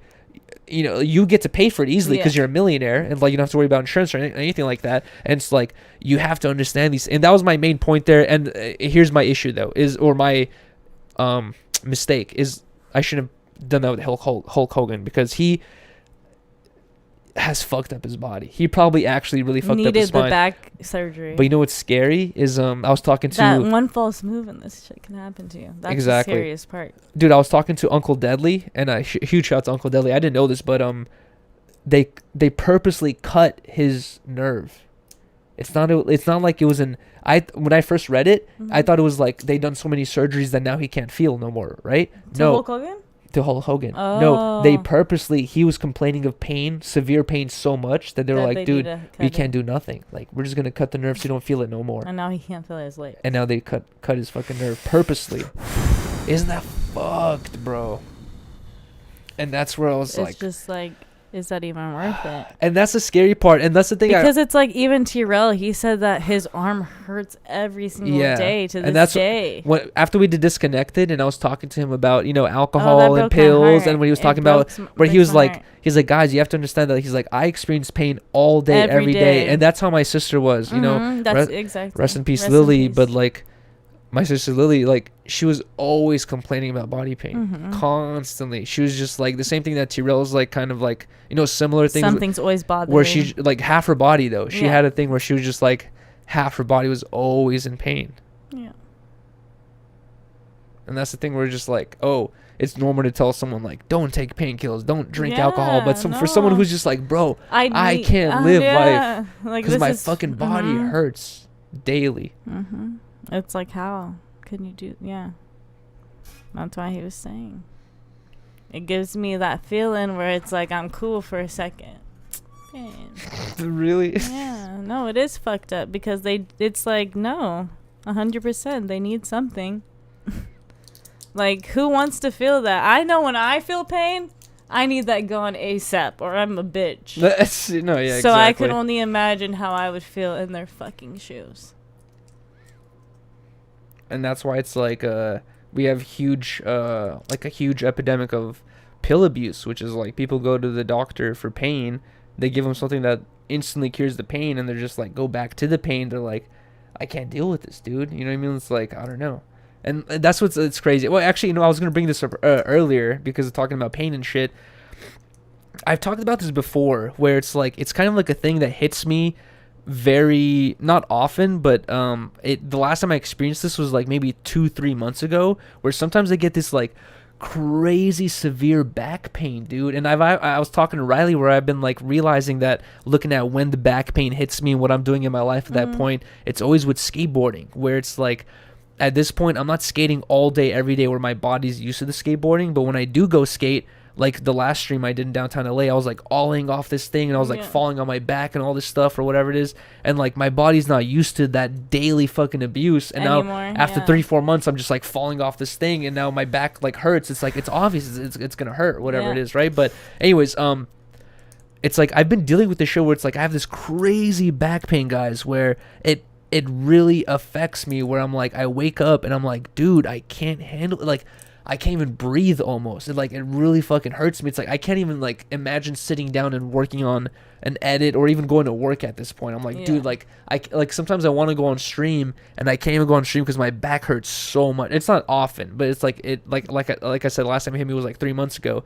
But either way, I recently found this dude on Instagram his name is titled The Meat Eating Experiment or something like that. I forgot what it was. It was like something about raw meat experiments or some shit like that. It's this dude who's been doing this experiment on himself for more than a year. He's like 460 days in of just eating completely raw meat, uncooked beef, uncooked chicken, and uncooked pork.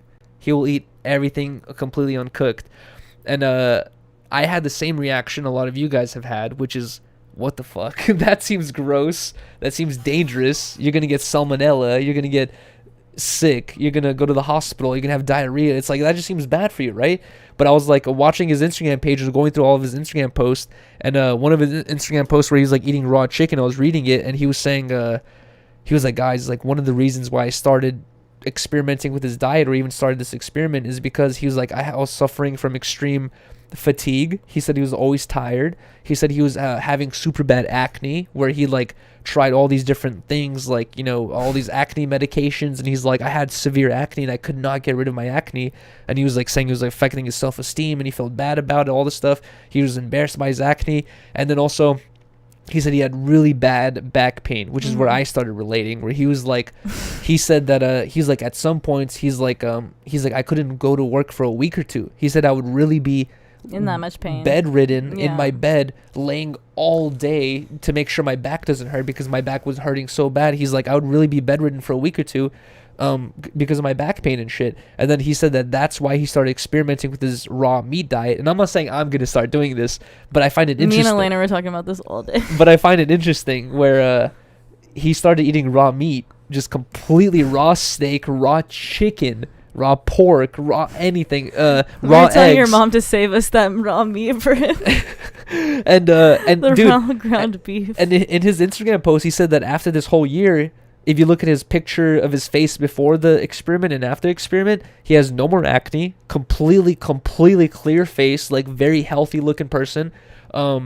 And then he said he has no more back pain at all. He doesn't take any pain medication. He doesn't drink alcohol or whatever it is. He's like, he just doesn't have any back pain. And I was like, that's really interesting. But like I said, he's about 1.5 years, almost 2 years into this experiment.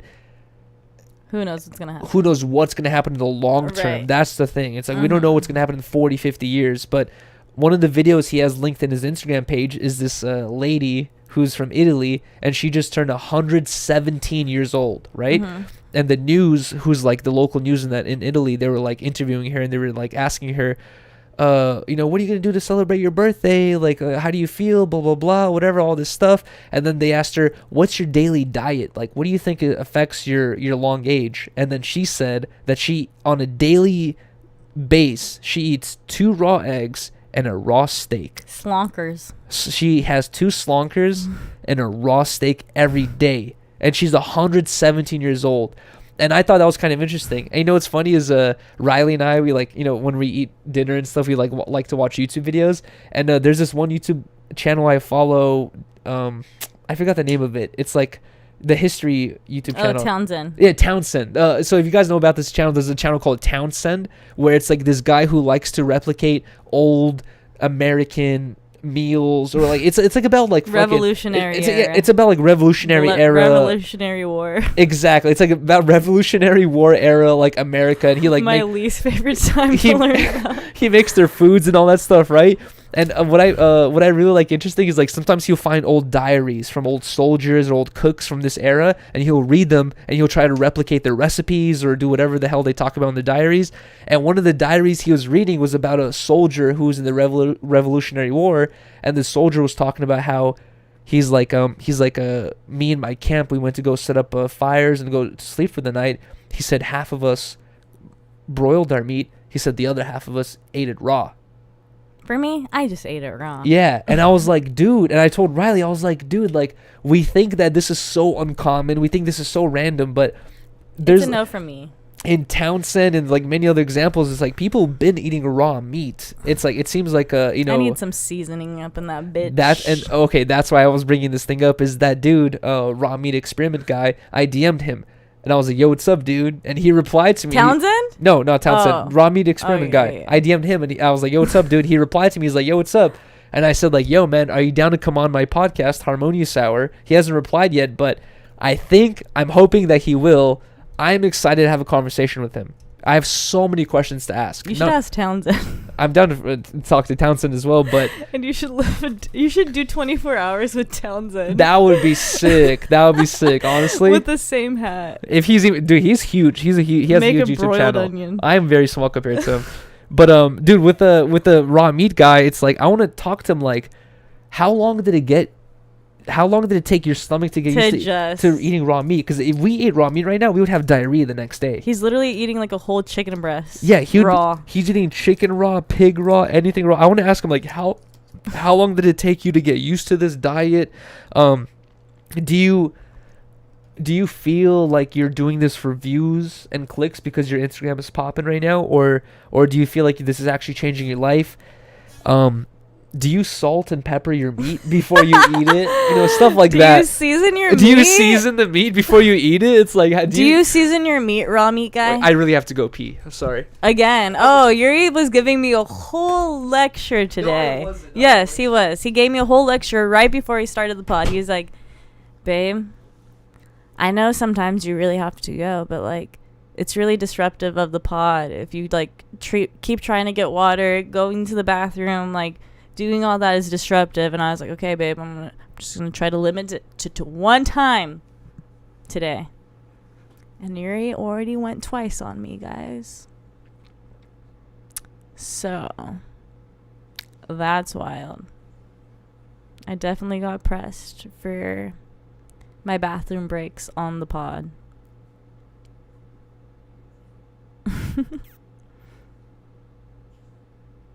Let you tell it? I'm telling it. He's so crazy. All right. I'm gonna wait for Yuriy to come back because we're almost at that 2-hour mark. Let's see. Put a diaper on. You tell Yuriy. I wonder if he probably would do that for the stream. He probably would think that was funny.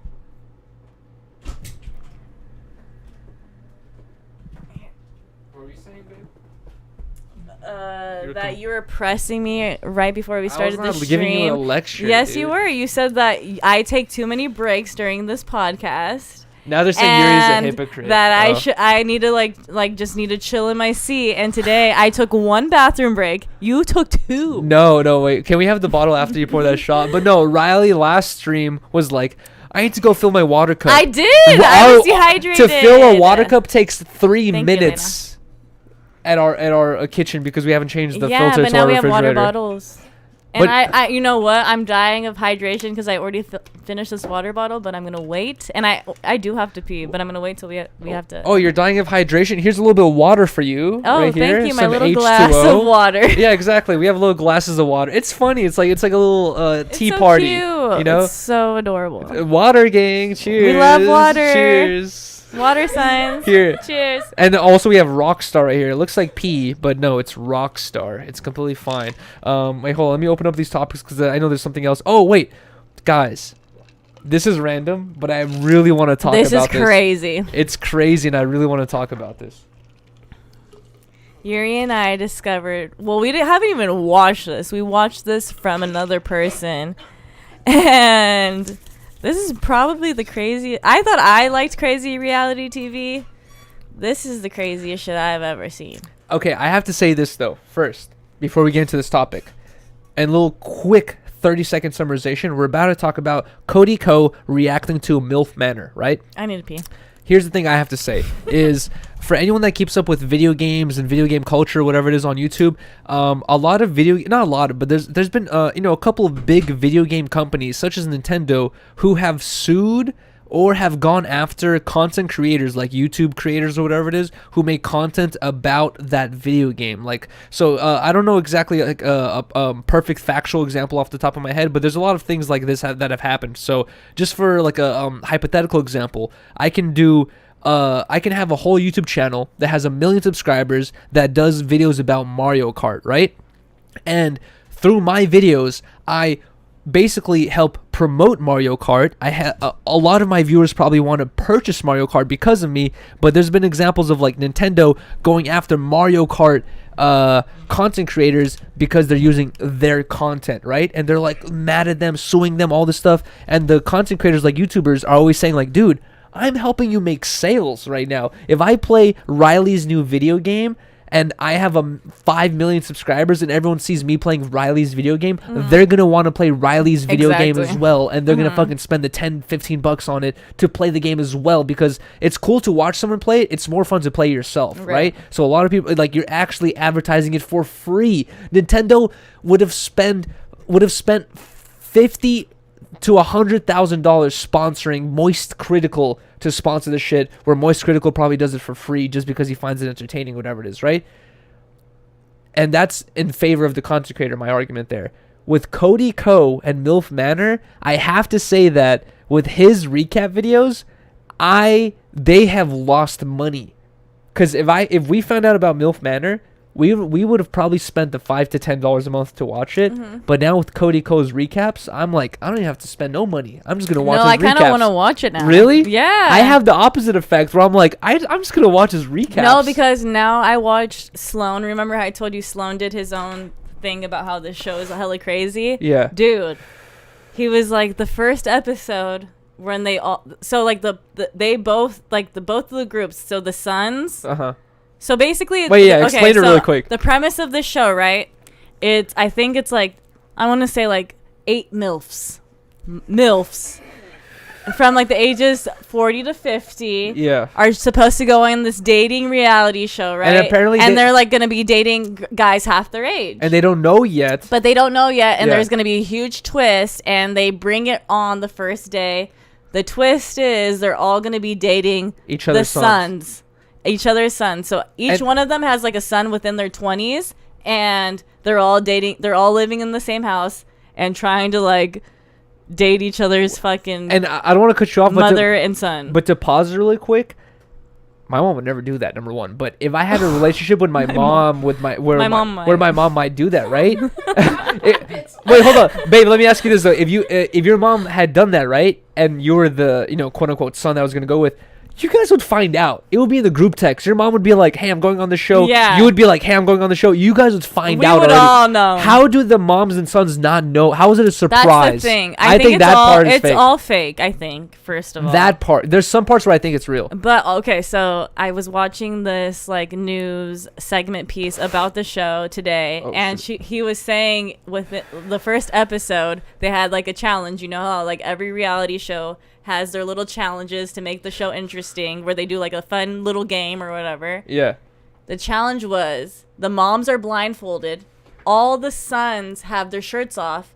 The moms have to rub on each other's, on all the guys, and find out which is their son. Oh my God. I was like, this is disgusting. You know what's funny? That should have been removed. This is not a thing. Wait, imagine if it was a daughter. That's okay, and that's at the end. This is like what the big point was like, if this was like a dad's That's show. what I brought up to Rylee. Yeah. I told Rylee the same thing. I was like, babe, imagine this was a bunch of guys who were 40 to 50 years old dating each other's daughters. It would and not the be first scene was like, let me rub their body to see if this is my daughter. Oh my God. No. The double standard is hilarious. But I'm thinking, this is disgusting. A mom rubbing on her son? Like, that's fucking weird. TLC has done a very good job what of mother like. would agree to that? TLC has done a really good job of navigating the cancel culture border of like what can we get canceled for and what's okay. You know, like they're never gonna squeak on it, but like they're always gonna like dance on this border. But so then Yuri and I yeah. watched this video that Cody Co did yesterday, which was like the second episode of this thing. about episode 2, Mm-hmm. yeah. And it got even crazier. Okay, so basically. And I don't want to give too much out because I don't want to make too much about this, you know. But it's already I out there. don't want so. to dedicate too much time to the show because there's so much information out we're- there. yeah, we're already I didn't know out, yeah. that. That's crazy. Right? Isn't that crazy? But the craziest part that comes out is, guys, as you're watching this, you have this vibe that, like, this could be scripted, this could be fake, blah, blah, all this stuff, whatever, right? At some point in Milf Manor, they have this challenge where all the sons and the Milfs have to write... Your biggest secret. The biggest secret, the sexual secret that they Yeah. have on this board, right? And then everyone has to come up to it and be like, is that my son or is that my mom, right? Mm-hmm. And some of the things that you see is like, I fucked a stranger on the beach. I had a threesome. I had an eightsome. I blah, blah, blah, blah. And Like, the son's like, my mom goes to a lot of nude beaches, so that's probably my mom that fucked on the beach. I'm just like, ew. it's crazy. But, wait, actually, hold up. Before we get into that, like you were talking about where, like, they have to rub on the bodies and shit, right? I was thinking like this show is a good example of like the genie effect. You know like how in genies they've depicted in shows where it's like Three wishes? you tell the genie gives you one wish. You're like Oh, and it, you're like- like genie, I want to be a star. Be careful what you wish Exactly, and the genie's like, all right, I'll make you a star, and it makes Yeah. you a planet. Not a planet, but it makes you like the star of a solar system, and you're like, this is not what I fucking wanted, but like that's what you wished for. No. It tricks your words, for. right? 1,000%. Look at And oh wait, hold on. Let me finish. Let me land with this. Yeah. Where I feel like land. Take off. I feel like with the MILF Manor thing, all the sons have this like effect that some guys have, which is like, I want to fuck a MILF. I just want to bang a MILF, right? I want to bang a 50-year-old woman. They're like, I don't give a fuck. And they're like, let me go bang a MILF. I'm going on a reality show. Fuck my parents. And the genie is like, all right, you can go bang a MILF, but guess what? Your mama's gonna be there. Your mom's gonna be there, and she's gonna get banged too. And you're like, not by you, but someone else That's your age. that's your age that you've been hanging out with, and it's like this most. And that's probably gonna be your homie. It's the most twisted genie effect ever, where you're like, fuck, my dreams are coming true. Oh wait, no, my mom. Oh god, it's like. Bruh. No, but they do a good job at twisting it. We do see this in like every reality TV show where they like make somebody the villain, where it's probably a normal person and they're just editing their parts where like they're the shittiest person. Oh, and they're yeah. making us hate them. That's true. And it happens a lot of the time because like I've seen a lot of reality shows, Which is why we should have Sydney on. And like afterwards they'll go onto podcasts and like they're chill ass people, like the villain Phoebe, like she seems okay. She seems like a normal person. Yeah. Where it was just like. He was an example for No Jumper. Yeah, I mean, like you just see it all this fucking. No, time, yeah, so. exactly. But Anyway, so yeah. with go this back- there's this board. So basically, just to conclude it really quick, because I don't want to make too much of this about MILF Manor. We haven't even watched it. We just been watching Cody Co's reactions to it. But the last episode, this episode 2 that we watched, this only episode 2. One of the MILFs, quote unquote. The least expecting one you would expect, guys. She leaves a note saying, I fucked my son's best friend. And her son, eventually, obviously, he doesn't even have to guess it. Even if he guessed it, it would have been even worse. So okay, But he ends up- wait, hold on. Okay. So it's all on the so everybody's secret's on this board. There's one that says I fucked my son's best friend. No one chooses and it. nobody's trying to choose this because they're No like, my s- mom would never do No this. son wants to pick the one that says, my mom fucked my best All friend. of a sudden, they're all in this room together and they have to expose their secret. The last one. And nobody guessed the one about the fucking the best friend's son. And so she was like, mine was I fucked my best friend's son. And like his facial expression was like, what? And then, dude, you guys have to watch the Cody Co video because not only his facial expression, It was so sad. but he's like, you fucked my best friend. friends? Like his You're voice fucking my friends? was like how I would react. And then later on, apparently he got super drunk and then went Naked. skinny dipping in the pool and was talking to the cameraman like, this shit's real as fuck, huh? This shit's too real. And his mom's trying to talk to him when he's naked in the pool. And she's like, you're butt naked. Come out. And he's like, no. blah blah blah, like you're fucking my friends.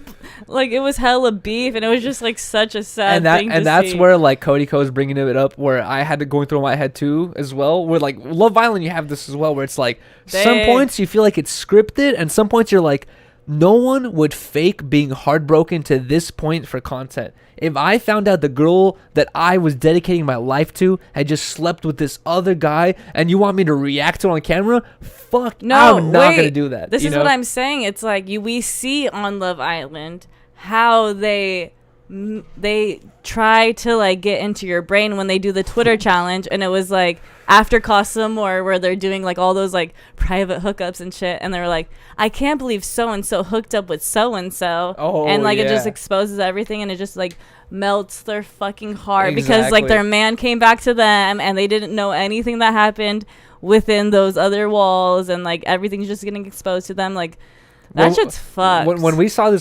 this scene that we were just talking about, it felt real. It was definitely it felt real. like this kid really found out that his mom fucked his best friend, and what's even more fucked up about it is like he didn't have this reaction where he was like, I can't believe you said that. It was like he's like, why would you say that? He said, why would you pick this secret? No, but when he said it, in my mind, it looked like he was trying to calculate like which one of my friends fucked my mom. He doesn't even know. My best friend? Now he has to talk to his mom and be like, Mom, which one of my homies did you pipe? Like, that's weird, bro. Yeah, exactly. That's so and dude, what's even crazier? I need to watch this. She had this and like I said, and we talked about earlier, there's different boundaries for different people, right? And sometimes it's even your family members. And his reaction was like, I can't believe you did this. Her reaction was like, I'm a woman, things happen. Disco mommy was like, I would never cross that boundary.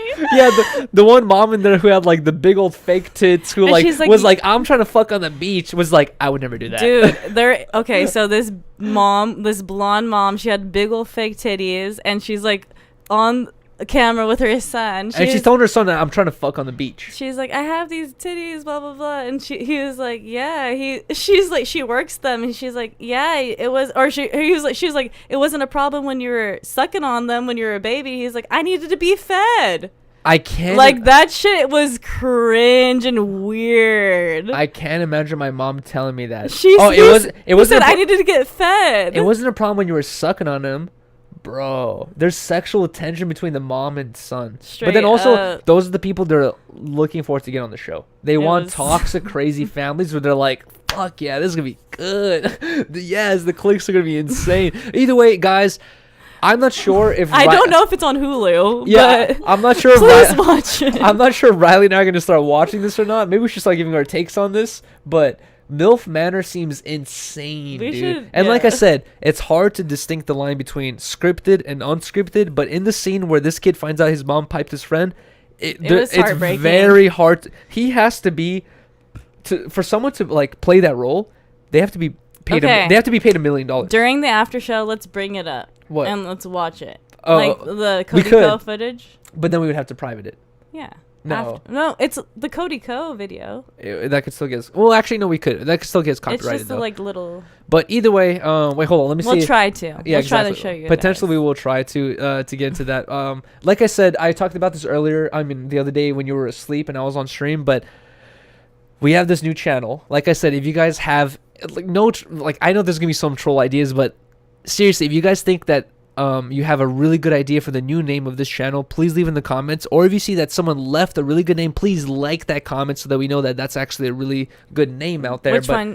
Something you guys would like. Yeah, exactly. Help us find a new name for this channel. Maybe just Yuri or whatever it is. Like, just let us know your opinions in the comments section or whatever it is. But Yuri is a dope ass name. But god damn it, I forgot the point of what I was trying to bring up. You were trying to say leave a But before suggestion. that, god damn it. We're trying to wrap it up. No. Before we were trying to wrap it up.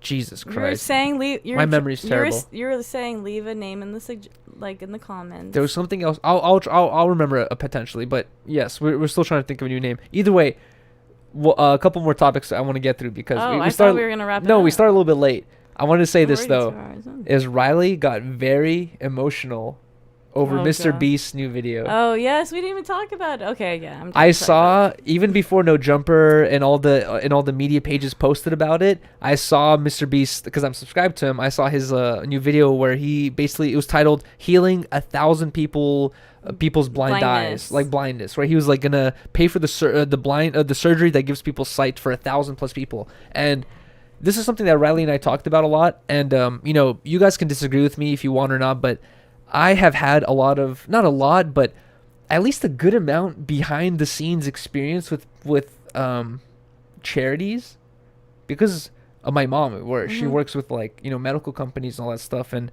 she's told me a lot of stuff where like, dude, a lot of the big, I'm not going to name the companies because, you know, I don't want to get American Red Cross. anyone in trouble or whatever. But dude, there's a lot of companies where you think that you're donating $10,000 to help people, right? Guess what?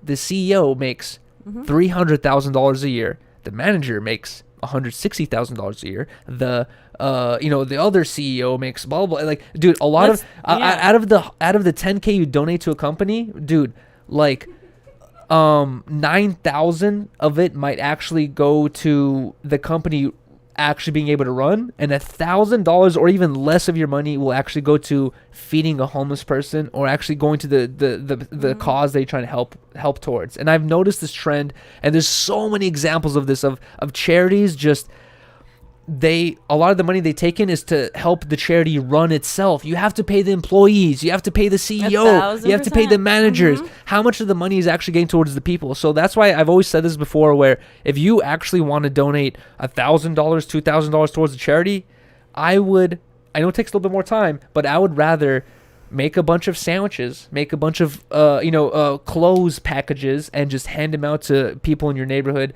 That way they actually get all the money. 99% of the money that you hand out actually goes towards the people. Or donate to a GoFundMe where you know this person's actually which is hard. Need. Or like it takes research. You could see it within your followers, like every couple months, like somebody actually needs something, like their own family member or something. No, and exactly. Like, that's the kind of shit where it's like they actually really need help. Like cancer thing or surgery, or my car broke down and like I need to get to work. Like, house burnt down. Exactly, stuff like that. Yeah. That goes way further than a lot of charities, and I have to say that honestly. Like, I know it sounds shady. And that's where this is where we're gonna talk about. It sounds shady to say, but like a lot of charities are like that, dude. A lot of the money that you give is towards the charity funding itself being able to operate instead of actually giving it to the people who need it. And this is where I really love Mr. Beast's approach, where he can actually see the people he's affecting and see how he's changing their life, where it's like, I do agree with that. Like, that's where I'm like, I would donate to the person's family member who needs help for their funeral arrangements, because it's like, what's my $20? Like, exactly, they need that. If you gave that $20 to Red Cross, it's just like that's gonna be so exactly how her much laugh. It's gonna be lost within that shit. $20 going towards a GoFundMe funeral fund will go way further than fucking Red Cross, unfortunately. And that's where it was like, that's where it makes me emotional. So it's and that's what we were talking about. Where like a lot of celebrities out there, like movie stars that we know, The Rock Johnson, anyone that you could think of that's like a huge celebrity that makes a lot of money. They make these $1 million donations. They make huge donations towards charities, but how many of them are like Mr. Beast actually going out of the way, sitting down with these people, finding a person who does these surgeries and is like, hey man, I'm down to do this. I'm down to pay you $1,000, like $100,000 to do 50 surgeries in a day or whatever. Like, he's like it. To me personally, it seems like Mr. Beast is doing a way better job with his philanthropy and actually helping people with his money. I think so too. And I really appreciate it. And I feel like for anyone out there that's ever trying to call out Mr. Beast with his jet fuel carbon emissions and like island away or whatever, he does like all this silly shit. He does this thing, and at the end of the video where it's like where I really respected him the most, whereas he was like, we're not just doing like people in America. Like, unfortunately, a lot of countries don't have access to these laser eye surgeries, so we're helping people in all these different countries, where I feel like he did like 100 people within each country, including America. Seems like it, yeah. And I thought that was really dope that he went outside the U.S. and like helping our people. Like he wanted to make it a thing where he could help many other people. Exactly. And like that was really, really cool to see. Like, everybody's reaction, like to seeing for the first time, and that they probably would never think that they would ever get that opportunity. And honestly, it's like, it's a lot to ask of a person who unexpectedly falls into the hands of wealth, right? For a kid who grew up as a child actor, and the next thing you know, they're 18 years old and they're actually coherent of the position they are in life, and they're like, oh, I'm a multi-million, I'm Justin Bieber all of a sudden. Now to ask that person to dedicate 2-3 days out of the week to find actual good charitable programs and all this stuff, it's like, it's a lot to ask of a person, right? But Mr. Beast is a person who's gone out of his way to try to get to this position of wealth and success in life, and he's not letting it be like a thing where he's like, just bought 3. How easy? Like, honestly, dude, guys, it's cringy to, like, you know, quote unquote, like, ride the dick of Mr. Beast so much because so many people do it. But dude, I am not that big of a fan of a lot of YouTubers. Especially someone as PG-13 or PG-12 or 10 and under as Mr. Beast, right? A lot of his content is meant for children, and it's like, I'm not the biggest fan of a lot of his content, but I really, really respect his moves in life, where he's like, dude, he's like, 90% of our money goes into philanthropy, and then also just keeping the channel running so that we can make more videos that make enough money to continue the philanthropy. And that's like his main focus. 1000%. That's why I love people like him and Ryan Trahan. Ryan Trahan's married. He has a fucking wife and shit, and like he does these crazy like videos and stuff, but he's like really just trying to help people out, and like I really like that kind of thing. No, exactly. Like that's cool to me. You know what's like that was crazy to me, because he does like all these random weird videos, and to see that he did like curing 1,000 people's blindness, like that shit's dope. How many people are and doing like that? I mean, those videos obviously make you an emotional, and like just to see everybody's reaction to like see for the first time, because that's such a it's a crazy but to give the benefit of sense. That's one of the that's probably the biggest sense to have, and like but also like to help people doing that. I know some people might crazy. take my stances like a little bit too far, where to give the benefit of the doubt to other people who are not content creators and who are not YouTubers, who still do great philanthropy. There's a lot of people out there who are probably big celebrities, that big you know, who are very wealthy and do a lot of things to help people with their money that we will never hear about.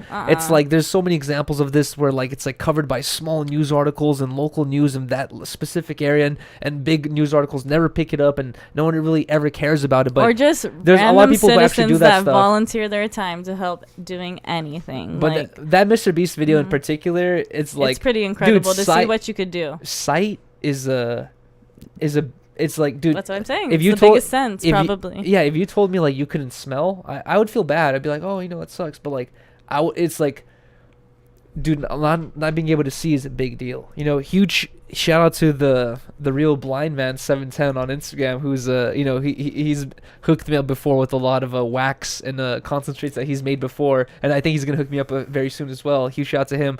But he's I've talked to him, and his Instagram name is the real blind man 710 on Instagram. Like I said, huge shout out to him. He's actually very visually impaired, and I talked to him. I was like, how do you do stuff like talk to me and like do shit like that? And he said his girlfriend helps him with everything. That's so cool. He's like, oh, she just like helps me type stuff on, and like, or helps me do this, blah blah, whatever. Like, it's like you take for granted your ability to see, you know. And it's like when you watch that video, where not everyone in that video was born with a sickness or like or something going on with their eyes where they can't see. Some of those people, like one of the kids was like had a go-kart accident, you know. One of them like something had like he didn't have his left, he's never had the vision in his left eye. Exactly. But he's had vision in his right eye. Some of the people had like weird little things going on where it was not like just genetics, it was like just little accidents that you could fix. But a lot of people don't have $10,000-$20,000 just to spend on a surgery.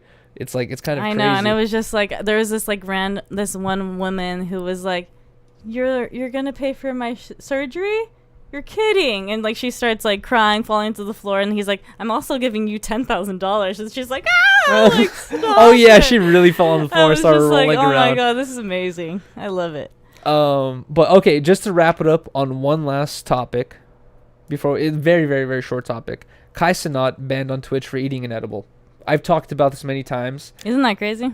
Yeah, I've talked about this many times, and just to give a full synopsis, because I never had the full information. All I saw was that little clip of Cenat sleeping at his table, blah blah, whatever, all this shit, right? And then I gave my perspective on No Jumper News, where I said that, in my opinion, Cenat has a lot of child audience, whatever, right? Like most of his audience is like children, and I had to, a good amount of people telling me, let you tell it, Yuri. No, my like, little... you get slapped by fish, blah blah blah blah. Well, like, and here's my argument is like, my argument is not I do grown up content, he does children content. My argument was he does children content and does an edible. It makes sense for him to be demonetized because people assume children are watching. Here's my it. argument. My 19-year-old brother now, he's 19. He called me the other day, FaceTiming me, and he was with my little brother who's 13. Oh my god. And I was at work. I was like, guys, I have to go. Like, I'm at work. Sorry. And he's like, who are you guys interviewing today? And then my little brother, my 19-year-old brother, is like, Jordy, they interviewed Cenat. And he's like, you interviewed Cenat? Oh my god. Oh my god. Blah, and blah, he's blah. 13. He just turned 13 this month. And guys, it's so like, it's like no, it is like a child. bro, base. and people, dude, for anyone that's willing to argue against me saying that most of Cenat's audience is not that age group, he just turned 13. please, this like, month. I will continue to argue this because most of Cenat's audience is that age group. I'm sorry, it's like 13 to like it or probably not, that's what it 23 is. probably. And that's where my argument was, where like, if a person who's known for making quote unquote child content or children content takes an edible and falls asleep, it makes sense for him to be banned. But that's he shouldn't what I be was saying. banned off Twitter And or that's Twitch. and That's stupid. No, but here's the thing with Twitch. Is he in California?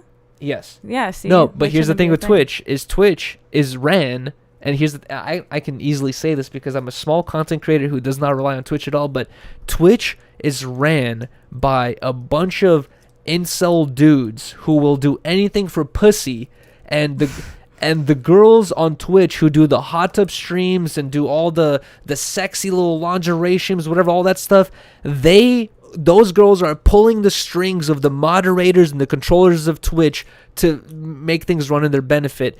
And the only reason why I'm comfortable making such a crazy claim is because after years and years of watching examples of this and examples of this, there's no other justification. There are guys who go on Twitch who fucking do one little thing and they're banned for a month. There are hot tub streamer girls on Twitch who show their pussy accidentally and they're banned for a day. Pussy. I'm telling you, babe. It's like, and it's like there, and not only that, but Keemstar has exposed a while ago that a couple of the popular girls that we know on Twitch, well, other people know on Twitch, I just know fucking Amsterdam. What's her name? Whatever her name is. Amaranth. I just know like the basic. Sure you don't know. Shut up. Okay, I just know the basic ones. But I'm just saying, Keemstar has exposed that some of the girls on Twitch doing the hot tub streams have intimate relationships with people who work for Twitch as moderators, or if not, like, more deeply in the company, where it's like Twitch has been exposed for fucking basically being incredibly biased and also incredibly just incelly.